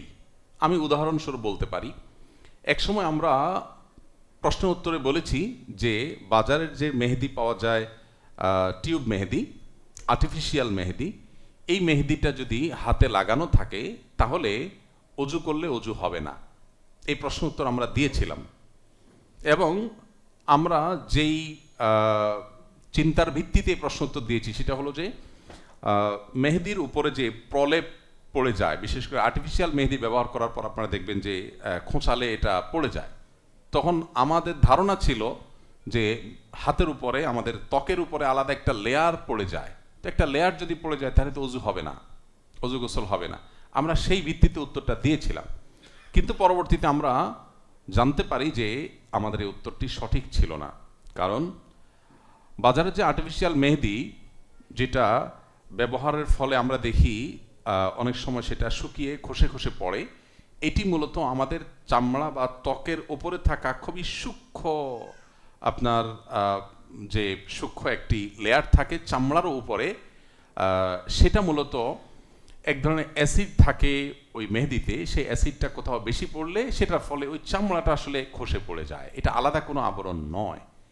ফলে যখন এ বিষয়ে এক্সপার্ট এবং গবেষকদের মন্তব্য এবং সার্বিকভাবে আমরা যখন এই বিষয়ে জানতে পারলাম যে অন্যান্য ওলামা একরামের উত্তর এবং বাস্তবতা হলো আমরা যা বলেছি তার বিপরীত, তখন সাথে সাথে আমরা ভিডিওর মাধ্যমে আমরা উল্লেখ করেছি যে আমাদের এই প্রসঙ্গে প্রথম উত্তর দেওয়া, প্রথম প্রশ্নের যে উত্তর দিয়েছি সে দেওয়া উত্তরটি সঠিক ছিল না, আমরা সেটা পরিবর্তন করেছি। এরকম বহু প্রশ্নের উত্তর আছে। এই সব বিষয়গুলোকে আবার যেন হারিয়ে না যায়, কেন মানুষ যেন জানতে পারে, সেজন্য আমাদের ভেরিফাইড ইউটিউব চ্যানেল, আমার নামে আহমদুল্লাহ নামে যে ভেরিফাইড ইউটিউব চ্যানেল আছে, সেখানে যে প্লে লিস্ট আছে সেখানে আপনারা দেখতে পাবেন প্রত্যাহারকৃত মাসাইল নামে একটা আলাদা প্লে লিস্ট আছে। এখানে আমাদের ভুলগুলোকে, ভুল সমগ্রকে আমরা একত্র করেছি যে আমরা কোন কোন জায়গা ভুল করেছি, যাতে করে মানুষ বিভ্রান্ত না হয়, ভুলটাকে সংশোধন করতে পারে। তো এইভাবে আমরা আসলে চেষ্টা করেছি মানুষের এই খেদমতটাকে কতটা নির্ভুল করা যায়, কতটা ভালো করা যায়, কতটা আমাদের জায়গা থেকে উম্মার এই প্রয়োজনটা, বাংলা ভাষাভাষী মানুষদের এই প্রয়োজনটাকে পূরণ করা যায়। এরপরেও আমরা মানুষ, আমাদের অজান্তে হয়তো অনেক ভুল হয়ে গেছে। আমি রব্বে করিমের কাছে ইস্তিগফার করছি, আল্লাহ রাব্বুল আলামিন আমাদের অজ্ঞাতবশত যে ভুল হয়েছে সেটাকে আল্লাহ তাআলা মাফ করে দিন। সেই সাথে আপনাদেরকে আরেকটি বিষয় আমরা জানিয়ে রাখি, সেটা হলো আমাদের লাইভ প্রশ্নোত্তর থেকে কোনো পজিটিভ যে কমেন্টগুলো আসে, যেমন আপনারা ডকুমেন্টারিতে দেখেছেন অনেকে অনেক পজিটিভ কমেন্ট করেছেন, কিছু নেগেটিভ কমেন্টও কিন্তু এসেছে, সেগুলো ডকুমেন্টারিতে দেখানো হয় নাই। আমার দুটি নেগেটিভ কমেন্টের কথা মনে পড়ে, এই মুহূর্তে আমি আপনাদের সাথে শেয়ার করতে চাই। এর মধ্যে একটা নেগেটিভ কমেন্ট হলো, আমি যখন হোয়াটসঅ্যাপ গ্রুপে প্রশ্ন উত্তর দিতাম, এই লাইভ অনুষ্ঠানে না, সেটা আজ থেকে আরও 10 বছর আগের কথা, তখন সম্ভবত আমেরিকা থেকে এক বোন আমাকে হোয়াটসঅ্যাপে SMS করেছেন। তিনি টেক্সট SMS-এ সম্ভবত জানিয়েছেন, বলেছেন, ভাই আপনার একটা বক্তব্য আমার সংসারে সর্বনাশ করে দিয়েছে। আমি খুব ভয় পেলাম, কি সমস্যা? তিনি বললেন, ভাই আপনার এক বক্তব্যে আপনি বলেছেন আত্মীয় 3 প্রকার, first class, second class, third class. First ক্লাসের আত্মীয় হলো বাবার সাথে রক্ত সম্পর্কীয় যারা আছেন, বাবা, চাচা, দাদা, দাদি, ভাই, বোন, এরা। আর সেকেন্ড ক্লাস বা দ্বিতীয় পর্যায়ের যাদের গুরুত্বের বিচারে দ্বিতীয় পর্যায়ে যারা, আমার ভাষায় আমি বলেছিলাম সেকেন্ড ক্লাস আত্মীয়, তারা হলেন মায়ের দিককার আত্মীয়, মা, খালা, মামা, নানা, নানি ইত্যাদি। আর থার্ড ক্লাস বলেছিলাম মূলত যাদেরকে, সেটা হলো শ্বশুরবাড়ির আত্মীয়দেরকে। তো আমি বোঝাতে চেয়েছি গুরুত্বের বিচারে এটা তৃতীয় ধাপে আসে, কিন্তু এটা বোঝাতে গিয়ে আমি থার্ড ক্লাস শব্দটা ব্যবহার করেছি। আমার এই ওয়ার্ডিংয়ের কারণে ওই ভদ্রমহিলা বললেন যে আমার স্বামী এমনিতেই আমার বাবার বাড়ির 14 গোষ্ঠীর কাউকে দু চোখে দেখতে পারে না। আপনার এই বক্তব্য সে এখন সকাল বিকাল শুনে আমাকে ভলিউম বাড়িয়ে শোনায়, এবং এর ফলশ্রুতিতে সে আমার বাবার বাড়িতে মানে আমার বাবার বাড়ির ব্যাপারে সে আরও বীতশ্রদ্ধ হয়েছে, বলে যে থার্ড ক্লাসের এটা নিয়ে আবার আলাপের কি আছে। তখন আমার যতটুকু মনে পড়ে, এই বোন আমার পর্যন্ত আসতে পেরেছেন বা আমাকে রিচ করেছেন, উনি আমাকে বিষয়টা জানিয়েছেন, তখন আমার যতটুকু মনে পড়ে সম্ভবত আমি একটা ভয়েস মেসেজের মাধ্যমে আমার ভুল স্বীকার করে, আমার ওয়ার্ডিংয়ের ত্রুটি এটা স্বীকার করে আমি পুরো জিনিসটাকে আলাদাভাবে উপস্থাপন করেছি, এবং স্ত্রীর প্রতি কর্তব্যের জায়গা থেকে শ্বশুরবাড়ির প্রতি সদাচরণ করা এটা আমাদের নৈতিক দায়িত্ব, এবং একইভাবে স্বামীর প্রতি আনুগত্য এবং ভালোবাসার অংশ হিসাবে স্বামীর বাবার বাড়ির যারা আছেন, অর্থাৎ একজন নারীর যে শ্বশুরবাড়ির লোকজন, তাদের প্রতিও আন্তরিক হওয়া এটা আমাদের নৈতিক দায়িত্ব। এই বিষয়টিকে আমি আমার মতো করে বুঝিয়ে একটা ভয়েস SMS এর মাধ্যমে পাঠিয়ে দিয়েছি। এখন একজন হয়তো আমাকে জানাতে পেরেছেন, হয়তো আমার অজান্তে আমার কোনো কথা থেকে এরকম কারোর কোনো ক্ষতি হয়ে গেছে, হতে পারে, অস্বাভাবিক নয়। অনেক সময় দেখা যায় কথার ভুল বুঝাবুঝি হয়। আমাদের মুশকিল হলো আমরা পক্ষের মাসআলাগুলোকে খুব জোরে সোরে হাইলাইট করি, আর বিপক্ষেরগুলোকে আমরা ইগনোর করে যাই। যখন কোনো পুরুষ মানুষ তার পক্ষের কোনো ওয়াজ শুনেন, সেটা স্ত্রীকে ঘন ঘন পাঠাতে থাকেন, আবার স্ত্রী যখন তার পক্ষের কোনো ওয়াজ শুনেন, সেটা স্বামীকে ঘন ঘন পাঠাতে থাকেন, মেনশন করতে থাকেন। এটা আমাদের টেন্ডেন্সি। তো অনেক সময় দেখা যায় এগুলোর কারণে ভুল বোঝাবুঝি তৈরি হয়েছে। তো এ বিষয়ে আপনাদেরকে আমরা বিনয়ের সাথে অনুরোধ করব, আপনারা আসুন্নাহ ফাউন্ডেশনের মেইলে জানাবেন যদি আমাদের এরকম কোনো ত্রুটি বিচ্যুতি হয়। আর আমরা আমাদের জায়গা থেকে নিরীক্ষক টিম দিয়ে নিয়মিত নিরীক্ষণ করবার কাজটা চলমান রেখেছি। আল্লাহ রাব্বুল আলামিন এই আয়োজনকে পরিপূর্ণভাবে কবুল এবং মঞ্জুর করুন।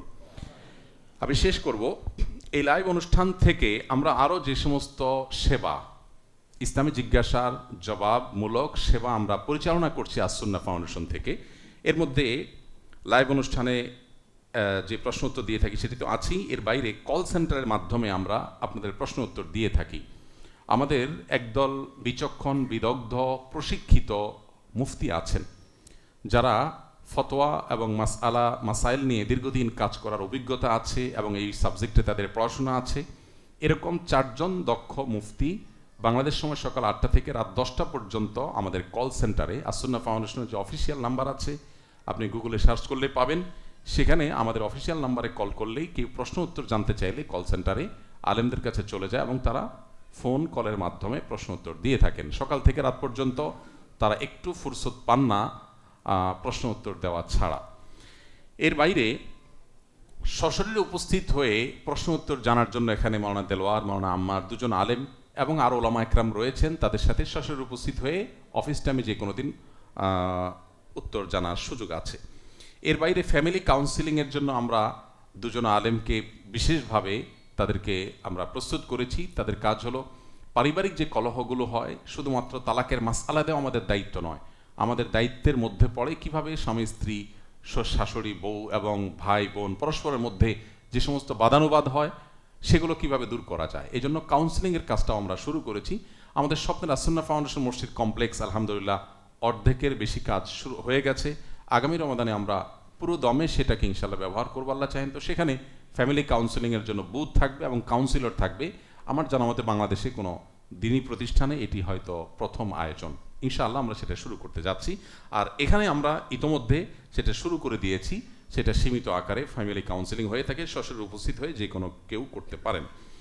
রুকিয়া সাপোর্টের জন্য রাকি আমরা দিতে পারি না, তবে রুকিয়া বিষয়ক পরামর্শ এবং রুকিয়া বিষয়ক গাইডলাইন দেওয়ার জন্য আলহামদুলিল্লাহ আমাদের এক ভাই প্রশিক্ষিত আছেন এবং সরাসরি উপস্থিত হয়ে কিংবা ফোন কলের মাধ্যমে রুকিয়া বিষয়ক পরামর্শ এটি আমরা এই শরীর সমাধান বিভাগ থেকে দিয়ে থাকি। এর বাইরে প্রশ্নোত্তরের ওয়েবসাইট আমরা করেছি IQA, ইসলামিক কোশ্চেন অ্যান্সার। এটা ডেভেলপমেন্টের কাজ চলছে। ইনশাআল্লাহ এর মাধ্যমে আমরা হাজার হাজার লক্ষ লক্ষ প্রশ্ন উত্তরকে সঞ্চয় সংকলন করার নিয়ত রেখেছি। আমাদের 18,000 প্রশ্নের উত্তরের মধ্য থেকে বাছাই করা এবং জনগুরুত্বপূর্ণ প্রশ্নগুলোর উত্তর আমরা লিখিত বই আকারে ধাপে ধাপে ইনশাআল্লাহ প্রকাশ করার পরিকল্পনা আমাদের আছে। এর বাইরে এআই চ্যাটবট এর কাজ চলমান আছে। আমরা খুব শীঘ্রই ইনশাআল্লাহ এআই আপনার চ্যাটবট এটার কাজ শেষ করে আপনাদের জন্য এটা উন্মুক্ত করতে পারবো, যেখানে আপনি পৃথিবীর যে কোনো প্রান্ত থেকে যে কোনো ভাষাভাষী মানুষ প্রশ্ন উত্তর জানতে পারবেন।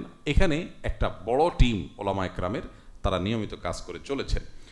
আপনাদেরকে একটা মজার কথা বলি, সেটা হলো যে লাইভ অনুষ্ঠানটির শুরুর দিকে সাব্বির বলছিলেন যে আমাদের কাছে 8,000 টাকা মাসিক খরচের টাকা জোগাড় করাটাই কষ্টের ছিল। 2 জন কর্মী ছিলেন, তাদের কোনো বেতন ছিল না, পেটে ভাতে ছিলেন।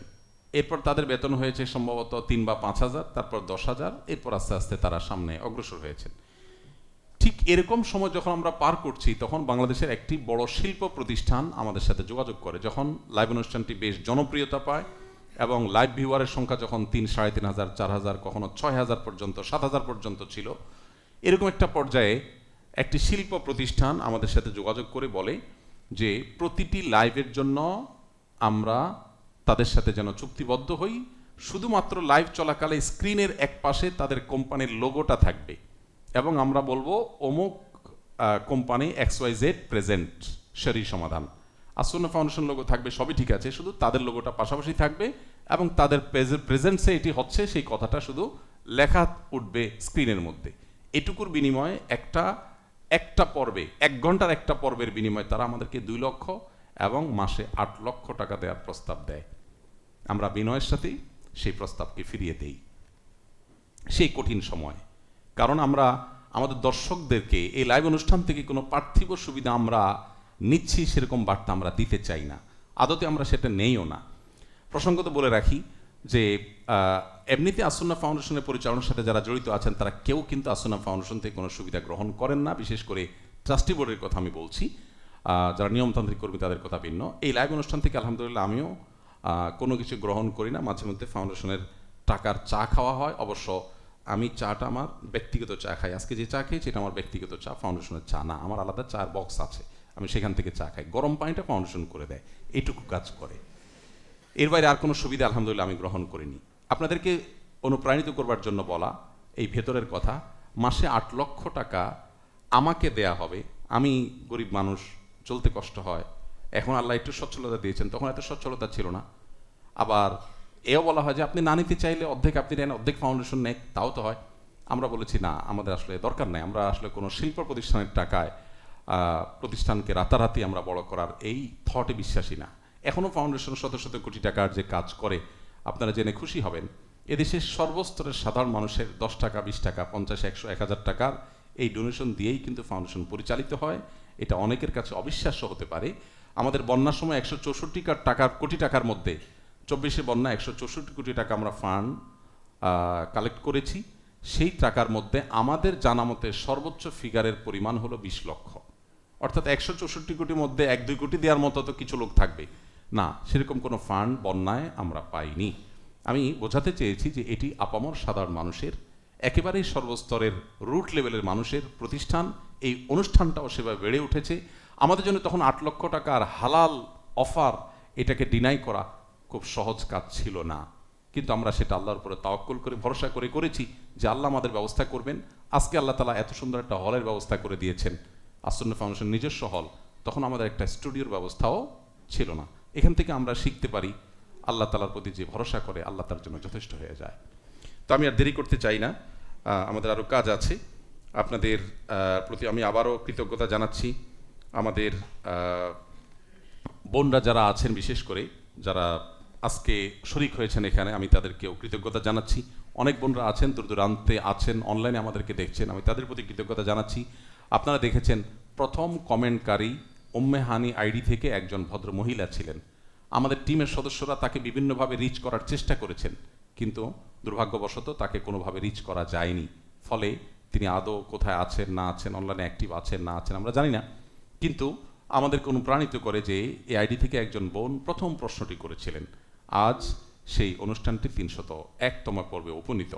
বিশেষ করে বোনদের অবদান অনেক বেশি, কারণ আমাদের বোনরা বাসাবাড়ি থেকে অনুষ্ঠানটা দেখেছেন এবং নিয়মতান্ত্রিকভাবে দেখেছেন। পুরুষের চাইতে মহিলাদের মধ্যে দর্শক সংখ্যা বেশি, যদি আজকে উপস্থিত দর্শকদের মধ্যে পুরুষের সংখ্যা বেশি।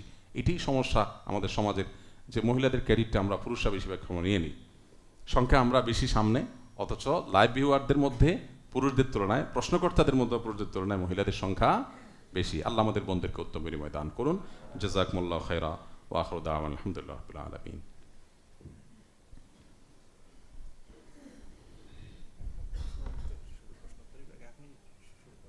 ওকে, আলহামদুলিল্লাহ। আমরা আপনাদেরকে প্রতিশ্রুতি দিয়েছিলাম 301তম পর্বে, 301 নম্বর পর্বে আমরা সামনাসামনি প্রশ্নোত্তরের সুযোগ দেব। তো এখন আর কোনো কিছু আমাদের বাকি নেই, শুধু সামনাসামনি প্রশ্নোত্তরের পালা। আমি ভাইদের মধ্যে প্রশ্নোত্তরের জন্য হয়তো অল্প কয়েকটা প্রশ্ন আমরা নিতে পারবো, কারণ আমাদের এশার সালাতের সময় হয়ে গেছে আমরা দেখতে পাচ্ছি। তো অল্প কয়েকটি প্রশ্ন উত্তর আমরা নিতে পারবো। ভাইদের মধ্যে কে প্রশ্ন করবেন? মাইক, আমাদের মাইকম্যান কই? কটলেস টাকার কাছে। জি,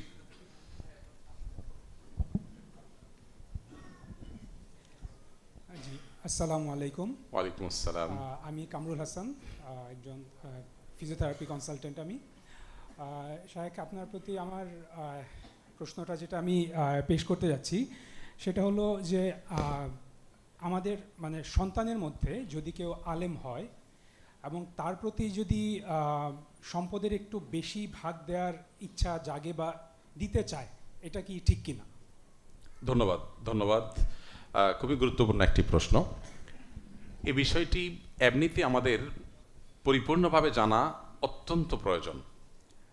আমাদের দেশে ধার্মিক মানুষদের মধ্যেও যে সমস্ত বিষয়গুলোতে ত্রুটি পরিলক্ষিত হয়, এর মধ্যে অন্যতম হলো সম্পদ বন্টনে শরিয়ার গাইডলাইনকে পরিপূর্ণভাবে আমরা অনুসরণ করি না।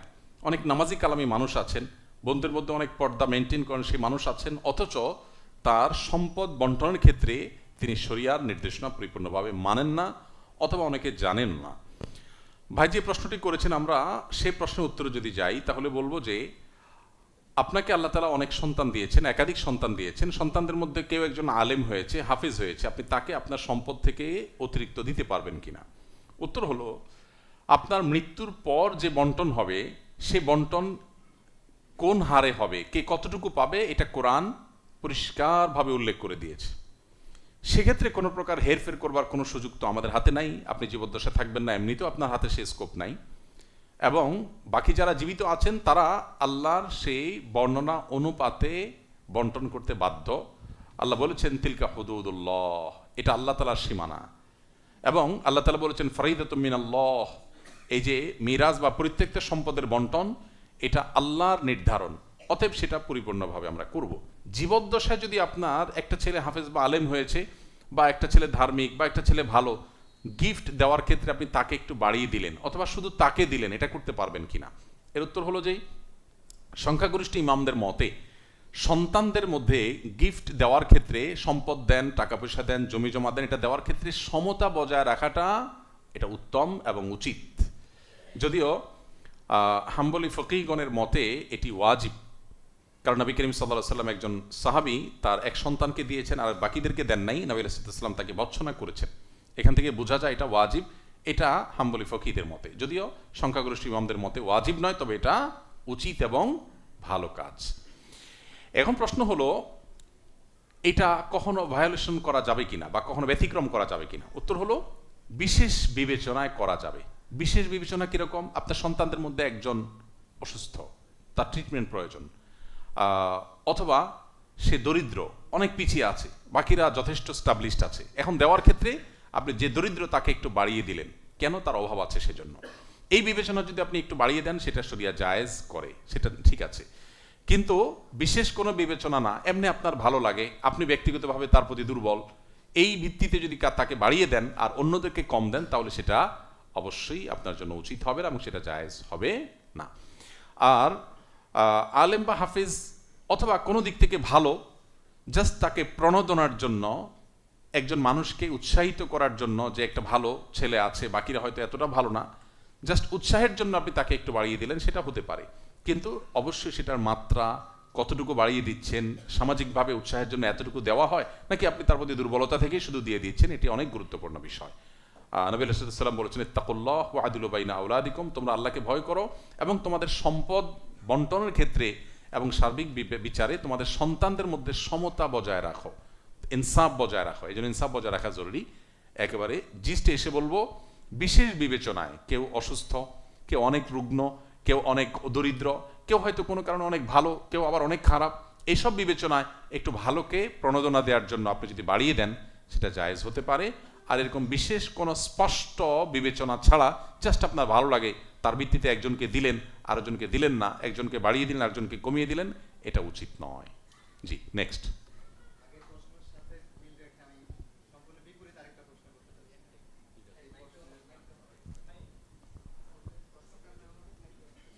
জি জি, আসসালামু আলাইকুম। ওয়ালাইকুম আসসালাম। জি জি, ভাই যে প্রশ্নটা করলেন ওই প্রশ্নের সম্পূর্ণ বিপরীত দিকে আর কি আমার বিষয়টা। মানে গ্রাম দেশে একটা প্রবাদ আছে এরকম যে বাবা মা যদি 7 খুনও করে সেটা মাপ, বাবা মায়ের ক্ষেত্রে কোনো ভুল ধরা যাবে না। তারা চাইলে যা মানে সন্তানের সাথে যে কোনো বিষয়ে তারা করতে পারবে, তাদের বিষয়ে কোনো প্রশ্ন তোলা যাবে না। এবং যদি আপনার সাথে অন্যায়ও করে বা অনাচারও করে, সম্পদের দিক থেকে ঠকায় বা যে কোনো বিষয়ে, তারা যেটা বলে ওটাকে তুমি মেনে নাও, সহ্য করো। 1 বছর, 2 বছর, 5 বছর, লাগলে তোমার 20 বছর, বাবা যতদিন বেঁচে আছে, মা যতদিন, মানে তারা যতদিন বেঁচে আছে তুমি এটাকে মেনে নাও, মানে সহ্য করে নাও। কিন্তু আমার প্রশ্নটা হলো, এটা কোরআন হাদিস অনুযায়ী কি এটাকে আসলেই কতটুকু সঠিক যে মানে বাবা মা হলেই 7 খুন তার মাপ হয়ে যাবে, সে সন্তানের জীবন নিয়ে ছিনিমিনি খেলতে পারবে, তার যে ন্যায্য হক, যে মানে অন্য অন্য ভাই বোনদের সাথে যে তার মানে বৈষম্য করলে বা দেখা গেছে সম্পদ বন্টনের ক্ষেত্রে, বিয়ে শাদীর বিষয়গুলোতে দেখা গেছে সামর্থ্য আছে, তবুও বিয়ে শাদীর বিষয়ে সে বিয়ে শাদীর ব্যবস্থা করতেছে না, বা তার সে বরঞ্চ দেখা গেছে সন্তানকে বিপদে ঠেলে দিচ্ছে, বলতেছে যে তুমি পারলে তুমি প্রেম করো বা মানে যে কোনো অন্যভাবে তুমি বিয়ে করে নাও। সামর্থ্য আছে কিন্তু সে দায়িত্বগুলো পালন করতেছে না। তো সেক্ষেত্রে বাবা মাকে আমি মানে তখন সন্তানের করণীয়টা কি, বাবা মাকে উনি কিভাবে বোঝাবে? পরিচয়টা একটু দিবেন প্লিজ। জি, আমি আমিন মুন্সি, আমি সাব এডিটর হিসেবে কাজ করি একটা দৈনিক পত্রিকায়, আর আমি দওরা হাদিস পড়েছি তেজগাঁও রেলওয়ে জামিয়া ইসলামিয়া ঢাকায়। মাশাআল্লাহ, ধন্যবাদ ভাই আমিন মুন্সি। খুবই গুরুত্বপূর্ণ আরেকটা সম্পূরক প্রশ্ন করেছেন। আমাদের এই প্রশ্ন তো আসলে কয়েক ঘন্টা চললে খুব ভালো হতো, বাট সময় খুব বেশি সায় দিচ্ছে না।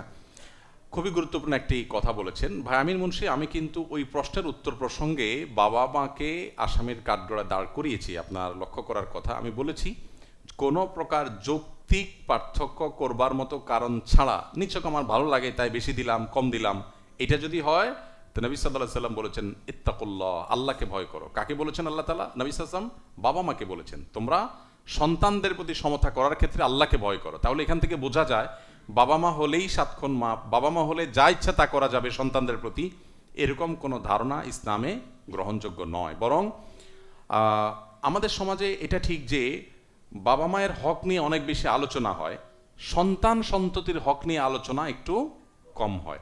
এই কম হওয়াটার যৌক্তিক যথেষ্ট কারণও আছে, কারণ ভায়োলেশনটা উল্টা দিক থেকে হয়।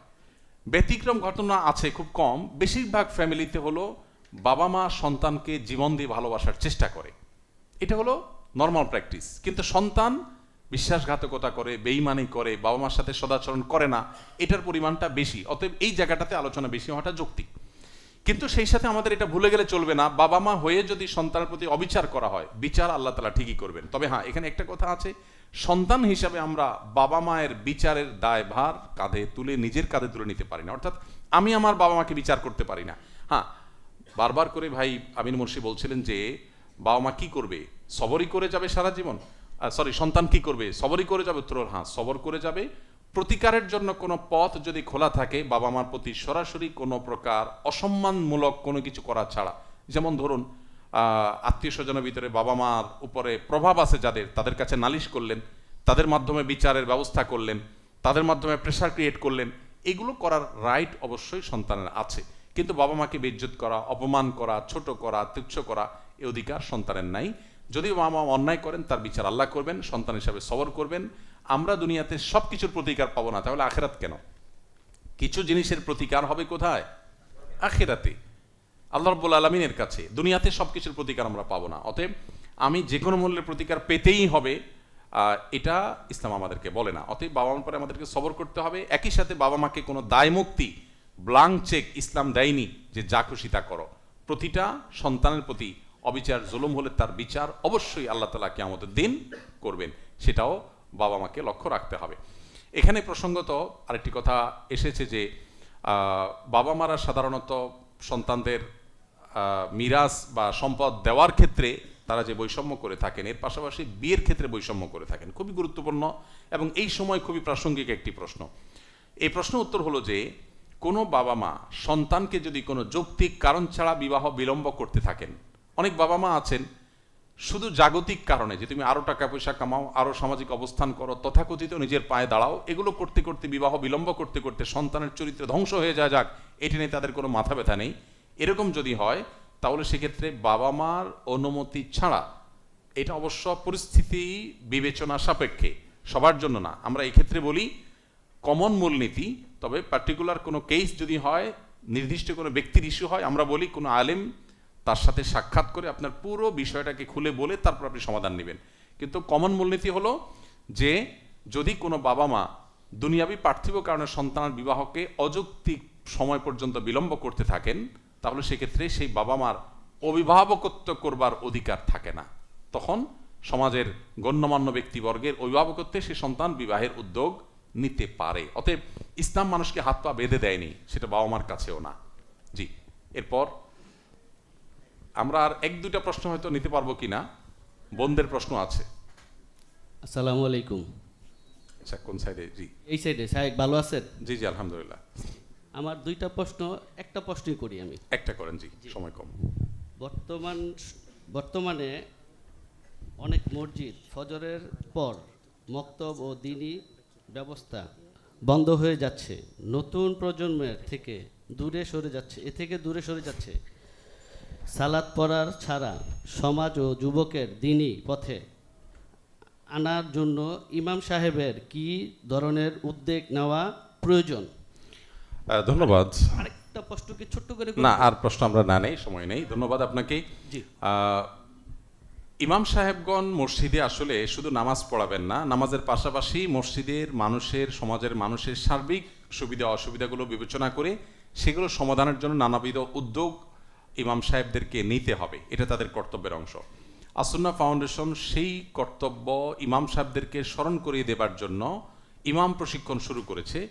আমরা গেল সপ্তাহে 5 দিন ব্যাপী 100 জন প্রায় ইমামকে প্রশিক্ষণ দিয়েছি এবং আগামী সপ্তাহে আবার 100 জন ইমাম রংপুর বিভাগের, তাদেরকে আমরা, এটা পরিমাণ সংখ্যাটি 200তেও যেতে পারে আবেদনের উপর নির্ভর করে, আমরা 200 জন ইমামকে বা 100 জন ইমামকে প্রশিক্ষণ দিয়ে তাদেরকে তাদের দায়িত্ব স্মরণ করিয়ে দিতে চাই। একজন ইমাম তার মহল্লাতে বিশেষ করে ইমামতির পাশাপাশি সমাজের মানুষকে দ্বীনি চেতনা জাগ্রত করবার জন্য নানাবিধ উদ্যোগ তাকে নিতে হবে, সামাজিক উদ্যোগ নিতে হবে, সামাজিক সংকটে তাদেরকে সামনে এগিয়ে আসতে হবে। বিশেষ করে তরুণ, শিশু, নারী, পুরুষ, বৃদ্ধ, বিভিন্ন শ্রেণী পেশা মানুষের জন্য আলাদা আলাদা বিভিন্ন সময় উপযোগী উদ্যোগ তাদের গ্রহণ করতে হবে। এই বিষয়টি ইমাম সাহেবদের কর্তব্যের অংশ, বিধায় ইমাম সাহেবরা সেই কাজটা করবেন। আমরা দোয়া করি আল্লাহ তাআলা ইমাম সাহেবদেরকে সে কাজ করার তৌফিক দান করুন। আমাদের বোনরা অনেকে প্রশ্ন করেছেন, যেটা আমাদের কাছে এখানে গুগল লিংকে জমা হয়েছে, আমরা সেখান থেকে হয়তো কিছু প্রশ্ন উত্তর দিতে হবে ইনশাআল্লাহ। আমি সেখান থেকে কিছু দু চারটা প্রশ্ন উত্তর দিই এবং সেই সাথে 8:30 বেশিরভাগ মসজিদে নামাজ হয়, আর মাত্র 3 মিনিট আছে। আমরা ইনশাআল্লাহ এখানে জামাতের সাথে নামাজ পড়ব এবং কয়েক মিনিট সময় আরও অতিরিক্ত নেব আমরা ইনশাআল্লাহ তাআলা। যে সমস্ত প্রশ্নগুলো ইতিমধ্যে আমাদের কাছে এখানে এসছে, আমি সেই প্রশ্নগুলোর উত্তর দেওয়ার জন্য চেষ্টা করছি ইনশাআল্লাহ।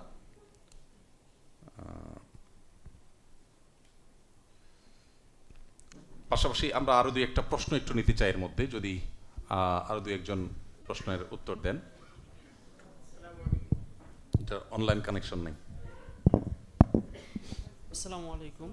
ওয়ালাইকুম আসসালাম। আসসালামু আলাইকুম রাহমাতুল্লাহ। ওয়ালাইকুম আসসালাম। আমি মোহাম্মদ ইয়াকুব আলী, ফরিদাবাদ থেকে গত বছর ফারিগ হয়েছি।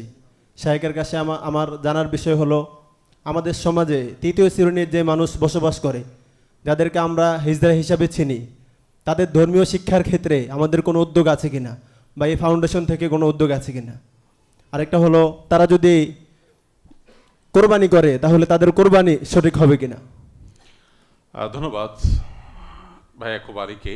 আমরা আলেম না এরকম মানুষদের প্রশ্নকে অ্যাপ্রিসিয়েট করব, যারা আলেম তাদের প্রশ্নের চাইতে আমরা গায়রে আলেমদের প্রশ্নকে অ্যাপ্রিসিয়েট করব।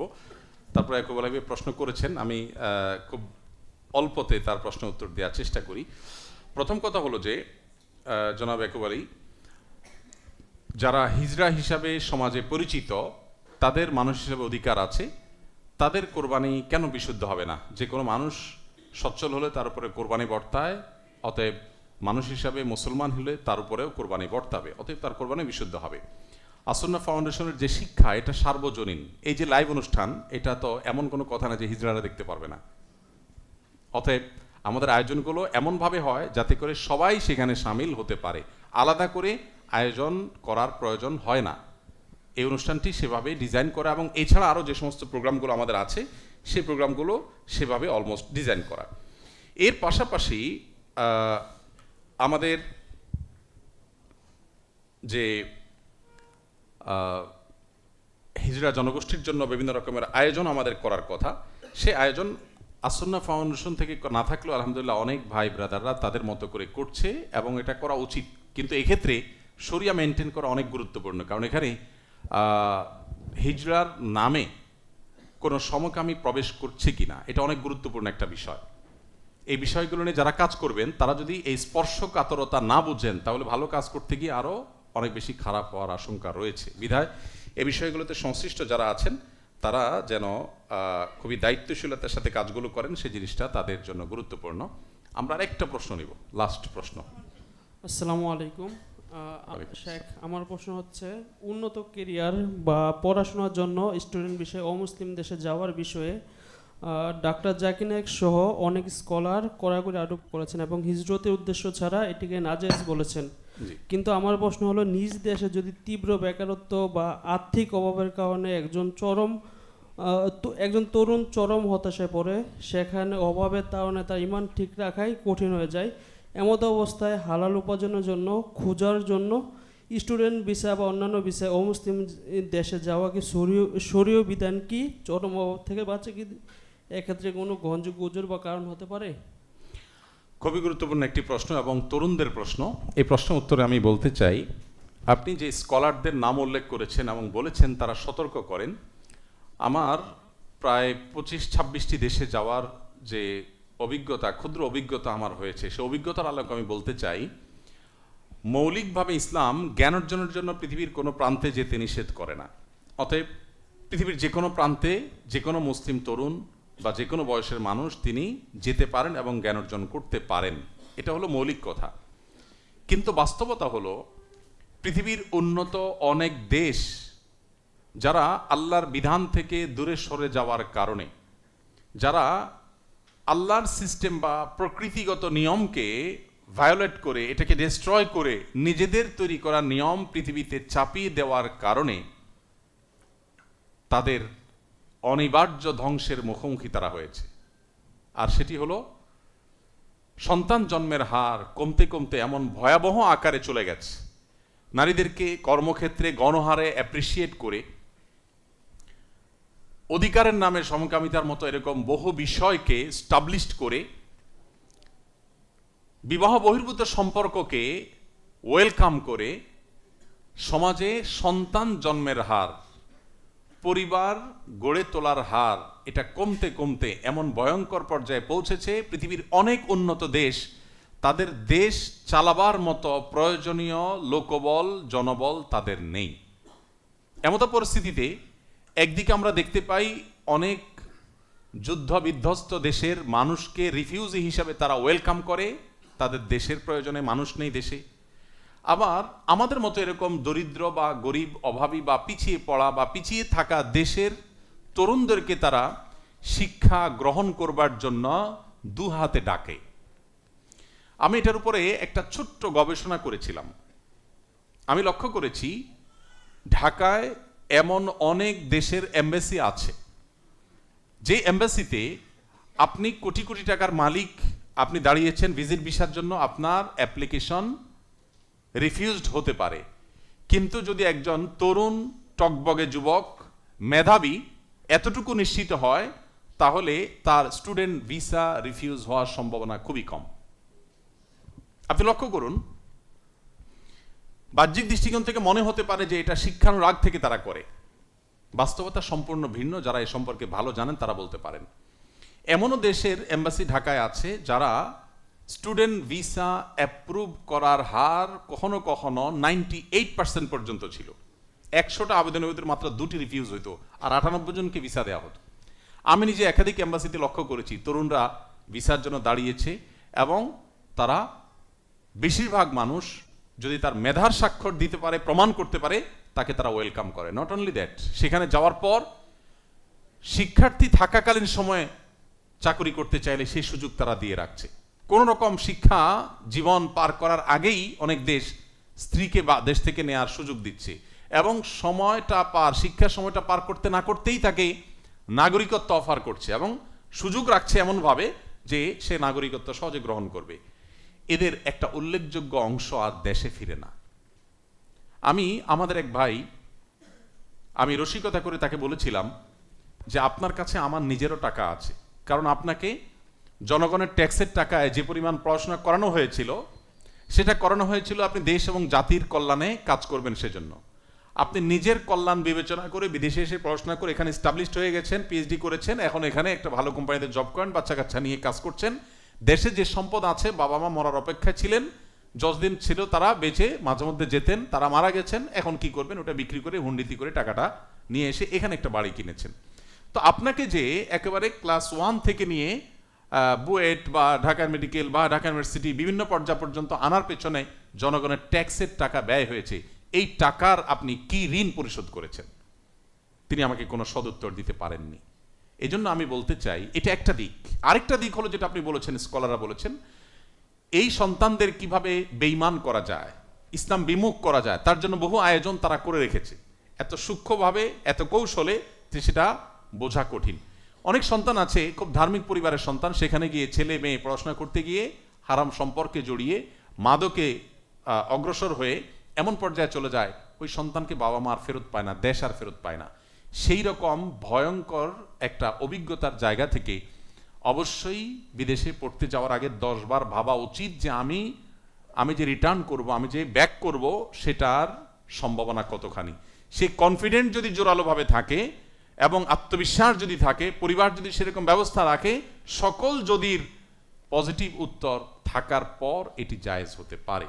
আর না হলে এটি শরিয়াত দৃষ্টিকোণ থেকে জায়েজ হবে না। বিশেষ করে যদি আমার মুসলিম আইডেন্টিটি নিয়ে টানাটানি হওয়ার আশঙ্কা থাকে, তাহলে এই শিক্ষাকে ইসলাম কখনো অ্যাপ্রিসিয়েট করে না, যে শিক্ষা মানুষের অস্তিত্বকে বিলীন করে দেয়, আইডেন্টিটি চেঞ্জ করে দেয় এবং জাহান্নামের দিকে নিয়ে যায়। সেই শিক্ষা আমাদেরকে কখনো অর্জন করতে বলে না।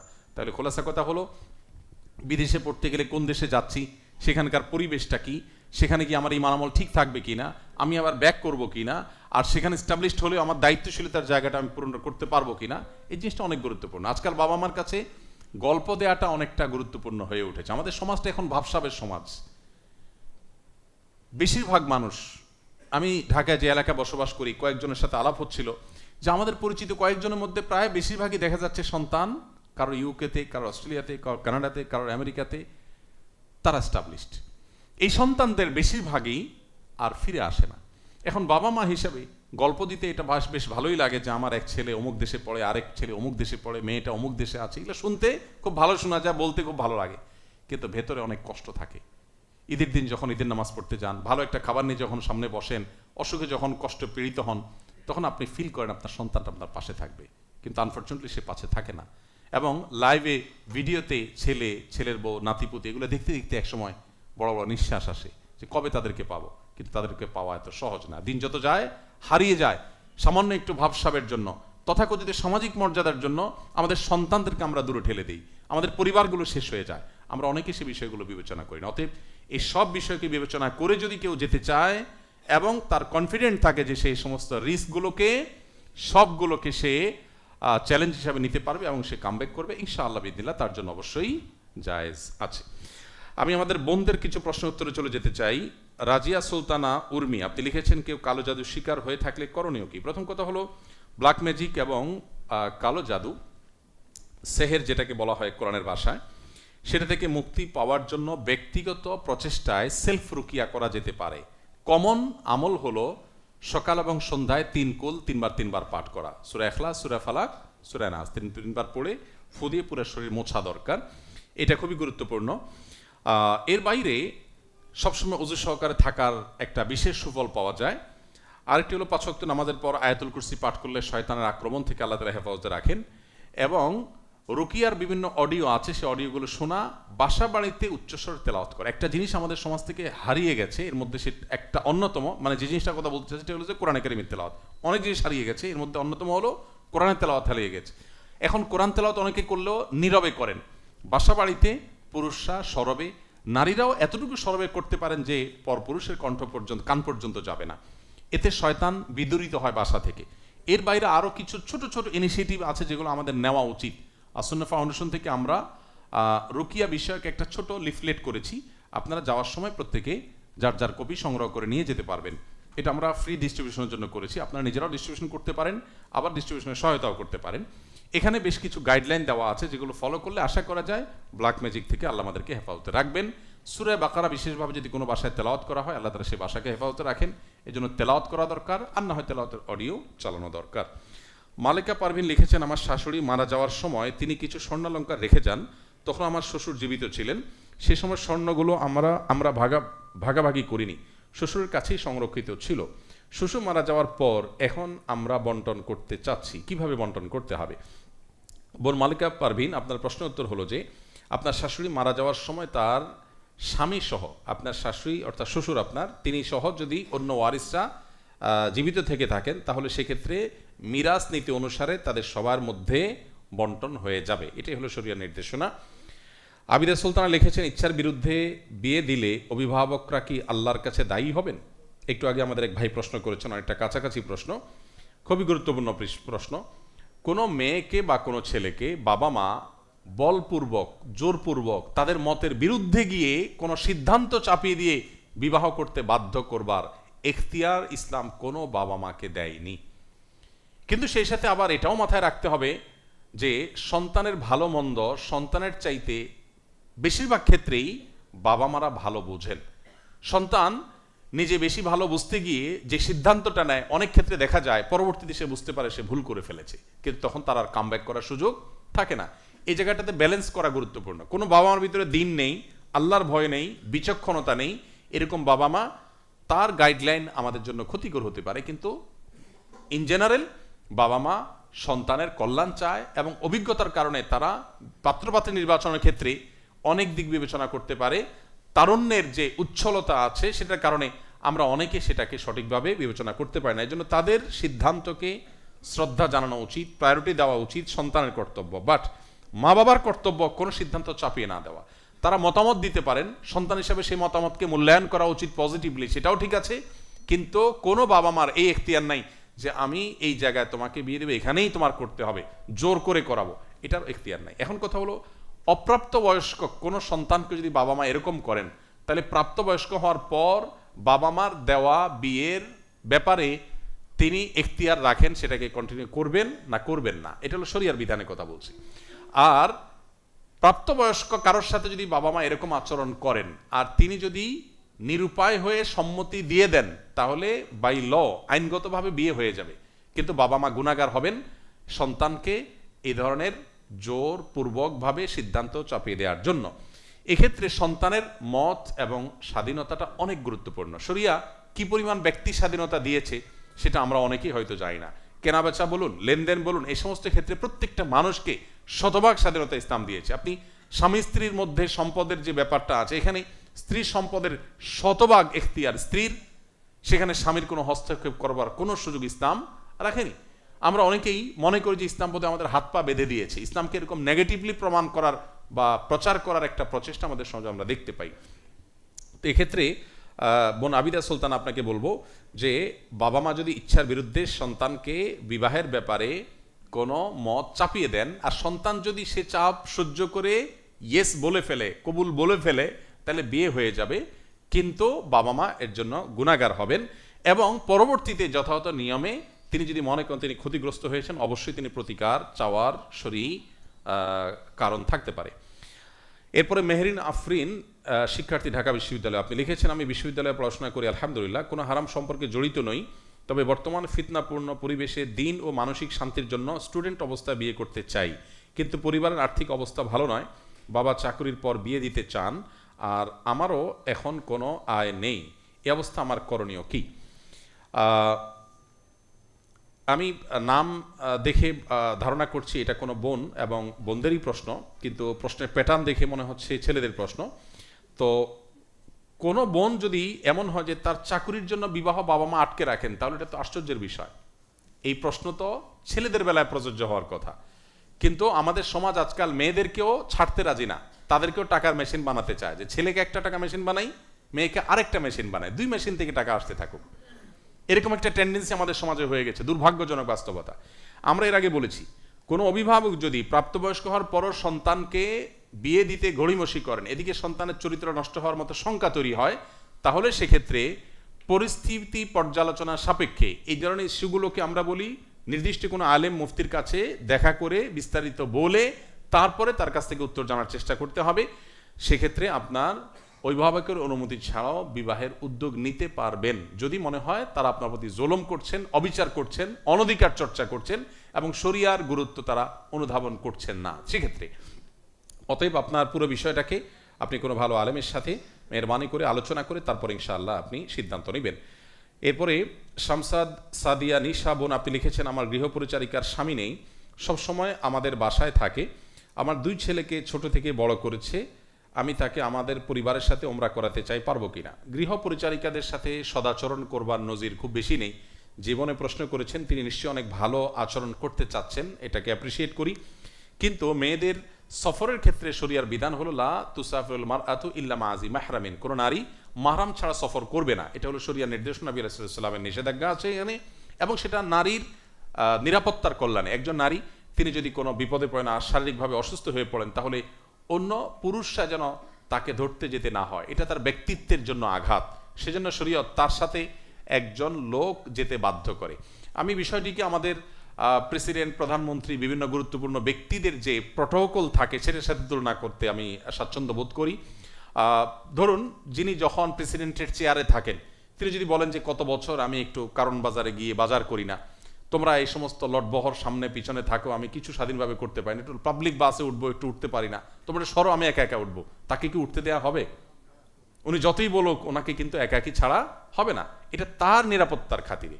এখন এটাকে যদি কেউ বন্দিত্ব মনে করে বা এটাকে কেউ জুলুম মনে করে, সেটা অবশ্যই ভুল। ঠিক একইভাবে একজন বোন তিনি সফর করবেন, তার সাথে মাহরাম থাকবে, সেটা তার নিরাপত্তার প্রয়োজনে শরীয়ত আমাদেরকে সেই জিনিসটি বলেছে। এই জন্য আপনার গৃহ পরিচারিকার সাথে মাহরাম থাকতে হবে। হ্যাঁ, তিনি যদি বৃদ্ধা হন, এত বেশি বয়স হয়েছে যে ফিতনার এই গণ্ডি পার হয়ে গেছে, তাহলে সেক্ষেত্রে আপনি তাকে নিয়ে যেতে পারেন। অবশ্য নিরুপায় ব্যক্তির জন্য অনেক স্কলার, অনেক ওলামা একরাম অন্য মহিলাদের সাথে যদি কোনো গ্রুপে কাফেলা হয়ে যায় সেটাকে জায়েজ বলেছেন। এটা বিচ্ছিন্ন মত, এবং জেনারেল যে মত সেটা এটা না, সেটা হলো যে মাহরাম ছাড়া সফর করবে না, সেক্ষেত্রে আপনি অন্য কোনোভাবে তাকে উপকার পৌঁছানোর চেষ্টা করেন।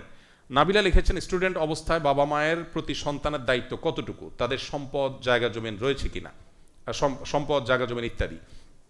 বোন নাবিলা, স্টুডেন্ট অবস্থায় বাবা মার প্রতি আপনার খুব বেশি কর্তব্য নেই, আবার আছেও। কিভাবে সেটা?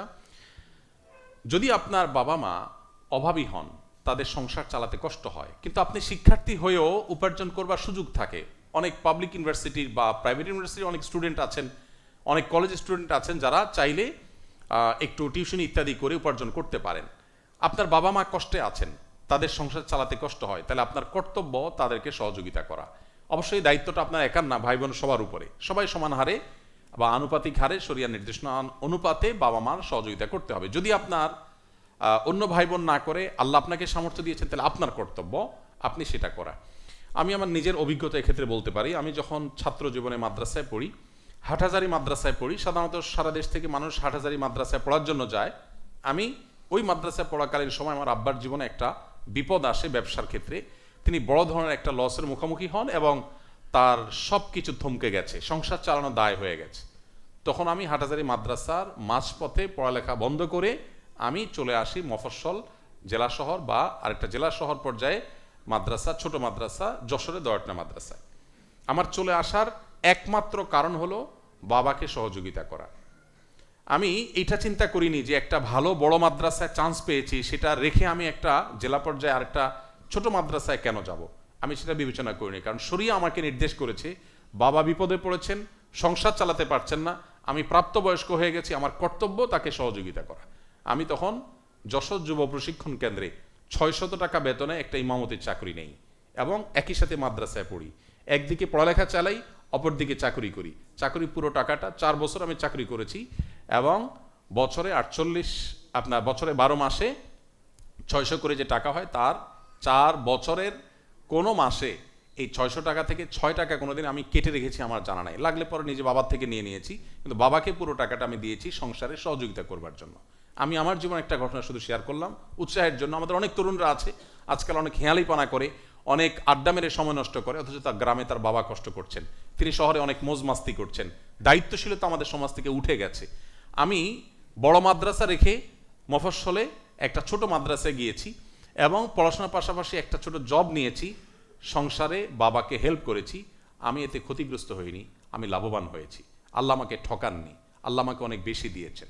তো আমি বিশ্বাস করি কোনো সন্তান যদি বাবা মার অনুগত হন, বাবা মার প্রতি দায়বদ্ধ থাকেন, তাদের প্রতি কর্তব্যপরায়ণ হন, তিনি যদি স্যাক্রিফাইস করেন, আল্লাহ তাআলা তাকে দুনিয়াতে বড় করবেন, আখিরাত তো আছেই ইনশাআল্লাহ। আমরা শেষ প্রশ্ন নিচ্ছি। এমএসটি আসমাউল হোসনা ইলা, আপনি লিখেছেন, আমার বিয়ে হয়েছে 8 মাস, অতীতে একটি হারাম সম্পর্ক ছিল যা স্বামী জেনেছেন। এখন তিনি মানসিকভাবে অস্থির, তিনি নাকি শান্তি পাচ্ছেন না, আমাকে ছাড়তেও চান না, আমিও চাই না, কিন্তু এতে আমাদের দাম্পত্য জীবনে সমস্যা হচ্ছে। এই অবস্থায় স্বামী স্ত্রীর সম্পর্ক কিভাবে স্বাভাবিক রাখতে পারি, আর আমি যে তওবা করেছি আল্লাহ তা কবুল করবেন কিনা। আমি প্রশ্ন উত্তরে যাওয়ার আগে আগের প্রশ্নটির সম্পর্ক কথা বলি। আমি বোন নাবিলের প্রশ্ন উত্তরে যে কথাগুলো বলেছি এগুলো ছেলে সন্তানদের জন্য সাধারণত প্রযোজ্য। এখন প্রশ্নকর্তা যেহেতু একজন বোন, অতএব তার জন্য আমার আবার দুটি সম্পূরক কথা বলতে হবে। সেটি হলো, শরিয়ার নির্দেশনা অনুযায়ী বাবা মার ভরণ পোষণ দেওয়ার ক্ষেত্রে ছেলে এবং মেয়ে উভয়ে দায়িত্বশীল, অর্থাৎ ভাইরাই শুধু দায়িত্ব পালন করবে, বোনদের কোনো দায়িত্ব পালন করতে হবে না এবং কোনো দায় নাই, ব্যাপারটা এরকম না। যদি সামর্থ্যবান হন তাহলে সেক্ষেত্রে ভাইদের পাশাপাশি বোনদেরও সহযোগিতা করতে হবে, এটাই হলো বিশুদ্ধতর মত। এখন উভয় যদি সমর্থবান হন, অনেক ওলামাদের মতে ভাই যতটুকু দিবে বোনও ততটুকু দিবে শরিয়া দৃষ্টিকোণ থেকে, বা আমার ভরণ পোষণের জন্য যদি তাদের প্রয়োজন হয়, যদি তাদের অভাব থাকে, তারা নিজেরা চলতে পারেন, সেই ব্যবস্থা যদি থাকে তাহলে আর সন্তানদের উপর কিছু বর্তায় না। যদি চলতে না পারেন তাহলে ছেলে এবং মেয়ে উভয়ের উপরে সমান হারে বর্তায়। আবার অনেক ওলামা একরাম বলেছেন সমান হারে না, সম্পদের বন্টন নীতি অনুসারে ছেলের জন্য যদি 2 টাকা দিতে হয় তাহলে মেয়ের উপরে 1 টাকা বর্তায়, অর্থাৎ অর্ধেক বর্তায়। দুটি মত ওলামা একরামের রয়েছে, তবে প্রথম মতটি অধিকতর বিশুদ্ধ। অতএব সন্তান হিসাবে মেয়ে হলেও আপনারও দায়িত্ব আসে বাবা মার প্রতি, যদি আপনার সামর্থ্য থাকে। আর যদি আপনার কোনো সুযোগ না থাকে, সামর্থ্য না থাকে, আপনার জন্য টিউশনি করাটা ছেলেদের মতো এতটা সুযোগ অবারিত না, নানান চ্যালেঞ্জেস আছে। সো সে বিষয়গুলো এখানে বিবেচনা আসবে যে আপনার সামর্থ্য আদৌ আছে কিনা, থাকলে আপনারও কর্তব্যের মধ্যে পড়বে। আর এরপরে যে প্রশ্নটি আমি পড়েছিলাম ইতিমধ্যে, এমএসটি আমাতুল হাসান ইলা বোন, আপনার প্রশ্ন উত্তরে আমরা বলতে চাই, স্বামী স্ত্রীর মধ্যকার অনেক আলাপসালাপ হয়, এর মধ্যে অতীতের হারাম সম্পর্কের আলাপসালাপ স্বামী স্ত্রী পরস্পরের মধ্যে শেয়ার করাটাকে অনেকে মনে করেন এটা এক ধরনের আপনার সততার পরিচয়। হ্যাঁ, সন্দেহাতীতভাবে সত্য কথা বলাটা সততা, কিন্তু এই জিনিসগুলো বলার ফলশ্রুতিতে, যেমন আপনি বলেছেন আপনি ক্রাইসিসে আছেন, বহু মানুষ এরকম ক্রাইসিসে আছে। আর তাইবু মিনাদ যামবি কামাল্লা জাম্বালা, মানুষ হিসাবে কোনো গুনাহ হয়ে গেলে আল্লাহর কাছে যদি কেউ তওবা করেন, আল্লাহ তাআলা সে গুনাহ মাফ করে দেন, সে গুনাহ করা আর না করার মতো হয়ে যায় যদি আল্লাহ মাফ করে দেন। অতএব এরকম তওবা করার পর সেটা মানুষের কাছে বলে বেড়ানো, এটা হলো একটা সাক্ষী রাখার মতো। কিয়ামতের দিন এটা ক্রাইসিস তৈরি করবে, অর্থাৎ আপনি এই গুনাহটা করে আবার আরেকজনের কাছে বলেছেন, সে সাক্ষী হয়ে গেল, কিয়ামতের দিন এটা আপনাকে ভোগাতে পারে। এই জন্য গুনাহের কথা বলে বেড়ানোর ভিতরে কোনো কল্যাণ নেই, বরং গুনাহ করেছেন আল্লাহকে বলবেন, আল্লাহর কাছে মাফ চাইবেন, এটাই হলো শরিয়ার নির্দেশনা। এরপরও যেটি হয়েছে যে আপনি বলেছেন এখন অসুবিধা তৈরি হয়েছে, আমি মনে করি যে আপনাদের উভয়ের একজন দক্ষ আলেম যিনি কাউন্সিলিং করতে পারেন তার সাথে সাক্ষাৎ করা দরকার, একাধিক ব্যক্তির সাথে প্রয়োজনে সাক্ষাৎ করা দরকার, এবং স্বামী স্ত্রী উভয় একসাথে। তাহলে সেক্ষেত্রে আপনাদের মধ্যকার মীমাংসার কাজটা হয়তো একজন ভালো আলেম বিচক্ষণ আলেম এবং কাউন্সেলিং ভালো করতে পারেন, এরকম মানুষ হয়তো তিনি করতে পারেন। স্বামী যদি আমার এই বক্তব্য শুনে থাকেন, আমি তাকে বলবো যে স্ত্রী কোনো ভুল করেছেন, তিনি স্বীকার করেন, তিনি ভুল থেকে সরে এসেছেন, এরপরও সেটাকে ধরে রাখার ভিতরে কোনো কল্যাণ নাই, বরং মানুষকে ক্ষমা করা উচিত। আল্লাহ বলেছেন যে আল্লাহ রাব্বুল আলামিন ক্ষমাশীলতাকে পছন্দ করেন, আল্লাহ তাআলা ক্ষমাশীলতাকে ভালোবাসেন, ক্ষমাকারীদেরকে আল্লাহ ভালোবাসেন। এই জন্য মানুষকে ক্ষমা করতে জানা উচিত। এবং এক্ষেত্রে ভালো কোনো এক্সপার্ট কাউন্সিলর যদি থাকে অথবা সাইকোলজিস্ট যদি থাকে, তাহলে সেক্ষেত্রে আপনাদেরকে হেল্প করতে পারে। আমি শুধু এটুকু বলবো যে আপনি আল্লাহর কোনো এক বান্দা বা বান্দিকে যদি মাফ করতে আপনার ইতস্তত হয়, কিয়ামতের ময়দানে আপনার আমার অজস্র গুনাহ নিয়ে আমরা দাঁড়াতে হতে পারে, সেদিন আল্লাহর কাছে আমরা কি বলবো? অবশ্যই আমাদের মানুষকে মাফ করতে সচেষ্ট হওয়া উচিত। কাউকে মাফ না করে যদি আপনি মনে কষ্ট ধরে রাখেন, তাহলে কষ্টটা আপনারই হবে, অন্য কারোর হবে না। আর যদি মাফ করে দেন, তাহলে যাকে মাফ করে দিয়েছেন তার উপকার হোক বা না হোক, আপনি মানসিকভাবে স্ট্রেসলেস হয়ে যাবেন, আপনি দেখবেন যে আপনি অনেক ভালো ফিল করছেন। এই জন্য কষ্ট ধরে রাখার ভিতরে কোনো কল্যাণ নাই, বরং আপনি যদি চান আল্লাহ আপনাকে ভালোবাসুক, তাহলে আপনি মানুষকে মাফ করতে হবে। এবং এই জন্য যতটুকু প্রশস্ত দরকার সেটি আমাদের মধ্যে থাকা উচিত। এবং ইসলাম এক্ষেত্রে আপনাকে মাফ করার জন্যই উৎসাহিত করে, আল্লাহকে খুশি করার জন্য। আমি আপনাকে বিনীতভাবে অনুরোধ করব যে আপনার স্ত্রীর এই বিষয়টাকে আপনি সম্পূর্ণ ক্ষমাসুন্দর দৃষ্টিতে দেখুন, এবং শয়তান স্বামী স্ত্রীর মধ্যে দূরত্ব সৃষ্টি করবার চেষ্টা করে, এটাকে বড় করে দেখাবার চেষ্টা যখনই আপনার মনের মধ্যে আপনার তৈরি হয়, আপনি বুঝবেন এখানে শয়তান আমাদের মধ্যে দূরত্ব সৃষ্টি করবার চেষ্টা করছে। আপনারা অনেকে হাদিস শুনেছেন, সহিহ মুসলিম বর্ণিত হয়েছে, নবী আলাইহিস সালাম বলেছেন, শয়তান পানির উপরে তার সিংহাসন রাখে এবং অজস্র অপকর্ম করার পর তার বিভিন্ন সদস্যরা এসে যখন শয়তানের দলনেতাকে বলে যে আমি আজ অমুককে দিয়ে অমুক গুনাহ করিয়েছি, মানুষ খুন করিয়েছি, মাদক সেবন করিয়েছি, খারাপ কাজ করিয়েছি, তো শয়তান তার অনুসারী বা তার যে সদস্যরা আছে তাদেরকে অ্যাপ্রিসিয়েট করে। যখনই কোনো সদস্য এসে বলে আমি অমুক ফ্যামিলিতে স্বামী স্ত্রীর মধ্যে বিচ্ছেদ ঘটিয়েছি, তখন শয়তান সবচেয়ে বেশি অ্যাপ্রিসিয়েট করে এবং সবচেয়ে বেশি বলে তুমি কাজের কাজ করেছো।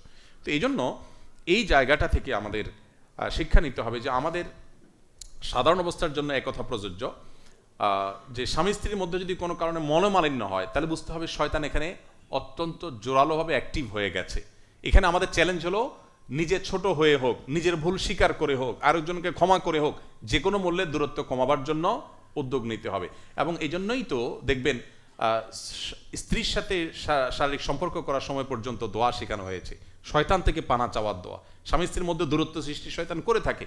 এই জন্য একেবারে প্রথম সাক্ষাৎ যেদিন হয় স্বামী স্ত্রীর, সেদিনও কিন্তু দোয়া শেখানো হয়েছে। আপনি লক্ষ্য করবেন যে পরস্পর থেকে যেন উপকারিতা অর্জন করতে পারে, ক্ষতি থেকে যেন পরস্পর থেকে বেঁচে থাকতে পারে। এই জন্য আজকের পৃথিবীতে পরিবার ভাঙার জন্য চতুর্দিকে হাজারো আয়োজন আছে, এগুলোর বিরুদ্ধে আমাদেরকে অবস্থান গ্রহণ করতে হবে এবং দাম্পত্য সম্পর্কগুলো টেকাবার জন্য সর্বোচ্চ স্যাক্রিফাইস করতে হবে। যে যত বেশি স্যাক্রিফাইস করবেন, আল্লাহ তার উপরে তত বেশি সন্তুষ্ট হবেন। এই বিষয়ের উপর আমরা আসুন্নাহ ফাউন্ডেশন থেকে ছোট্ট একটা চটি পুস্তিকা করেছি, যত্নে থাকুক সংসার এই নামে। এই বইটি নিচে আছে রিসিপশনে, আপনারা যাওয়ার সময় আপনাদের কপি নিতে পারেন এবং আপনারা এই বই আপনাদের মতো করে ফাউন্ডেশন থেকে আপনার প্রিন্টিং কস্টে সংগ্রহ করে এলাকা বিতরণ করবেন। বিশেষ করে স্বামী স্ত্রীর মধ্যে মনোমালিন্য আছে, এই বইটি দিবেন। আমরা বইটাকে আশা করি খুব ছোট্ট একটা বই, কয়েক পেজের, এটা যদি কোনো স্বামী স্ত্রীর মধ্যে দূরত্ব থাকে তারা পড়েন, আমরা আশা করি যে তাদের দূরত্ব দূরে এটা সাহায্য করবে, সহযোগিতা করবে। সংসার বাঁচাবার সংগ্রাম আমাদের করতে হবে। আমরা বলি পৃথিবীর পশ্চিম এবং পূর্বের অনেক অংশ আমাদের চাইতে অনেক দূর এগিয়ে আছে। তারা যদি বিভিন্ন ক্ষেত্রে জ্ঞানে বিজ্ঞানে তথ্য প্রযুক্তিতে আমাদের চাইতে 100 বছর এগিয়ে থাকে, আমাদের দাম্পত্য সুখে আমরা তাদের চাইতে 200 বছর এগিয়ে আছি। আমাদের এই সফলতাটাকে ধরে রাখতে হবে, কিন্তু এখন সেই জায়গায় নেই। আমরা প্রতিনিয়ত সংসার ভাঙছে, প্রতিনিয়ত আপনার গৃহবিবাদ বাড়ছে, স্বামী স্ত্রীর মধ্যে দূরত্ব হচ্ছে। এটির বিরুদ্ধে আমাদের সংগ্রাম চালাতে হবে। আল্লাহ তাআলা আমাদের সবাইকে অটুট দাম্পত্যের বন্ধন নসিব করুন, আমাদের পরিবারগুলোকে আল্লাহ তাআলা টিকিয়ে রাখার তৌফিক দান করুন। আজকের আয়োজনে আপনাদের অনেকেরই প্রশ্ন ছিল, অজস্র মানুষ আপনারা হাত তুলেছেন, অথচ আপনাদের সবার প্রশ্ন উত্তর আমরা দিতে পারিনি সময় স্বল্পতার জন্য। জানি না এই দুঃখ প্রকাশ আর কতদিন করব। লাইভ অনুষ্ঠানে প্রতিদিন বলতে হয় একই কথা, আজকে সামনাসামনি একই কথা বলতে হচ্ছে যে সময় স্বল্পতার কারণে সবার প্রশ্ন উত্তর দেওয়া যায়নি।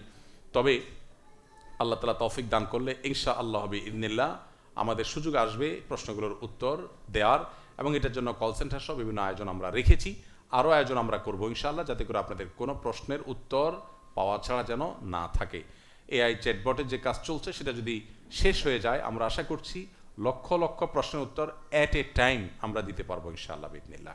তো আল্লাহ তাআলা আমাদেরকে সেই তৌফিক দান করুন, এবং আপনারা ধৈর্য ধারণ করেছেন, দূর দূরান্ত থেকে এসেছেন, সেজন্য আপনাদের সবাইকে ধন্যবাদ জানিয়ে আজকের মতো এখানে শেষ করছি। হাযা মা ইনদি ওয়াল ইলমু ইনদাল্লাহ ওয়া জাযাকুমুল্লাহু খায়রা ওয়াসসালামু আলাইকুম ওয়া রাহমাতুল্লাহি ওয়া বারাকাতুহু। ব্যক্তিগতভাবে জানার চেষ্টা করি ইনশাআল্লাহ।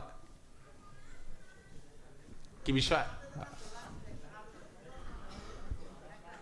আস-সুন্নাহ ফাউন্ডেশন, উম্মার স্বার্থে সুন্নাহর সাথে।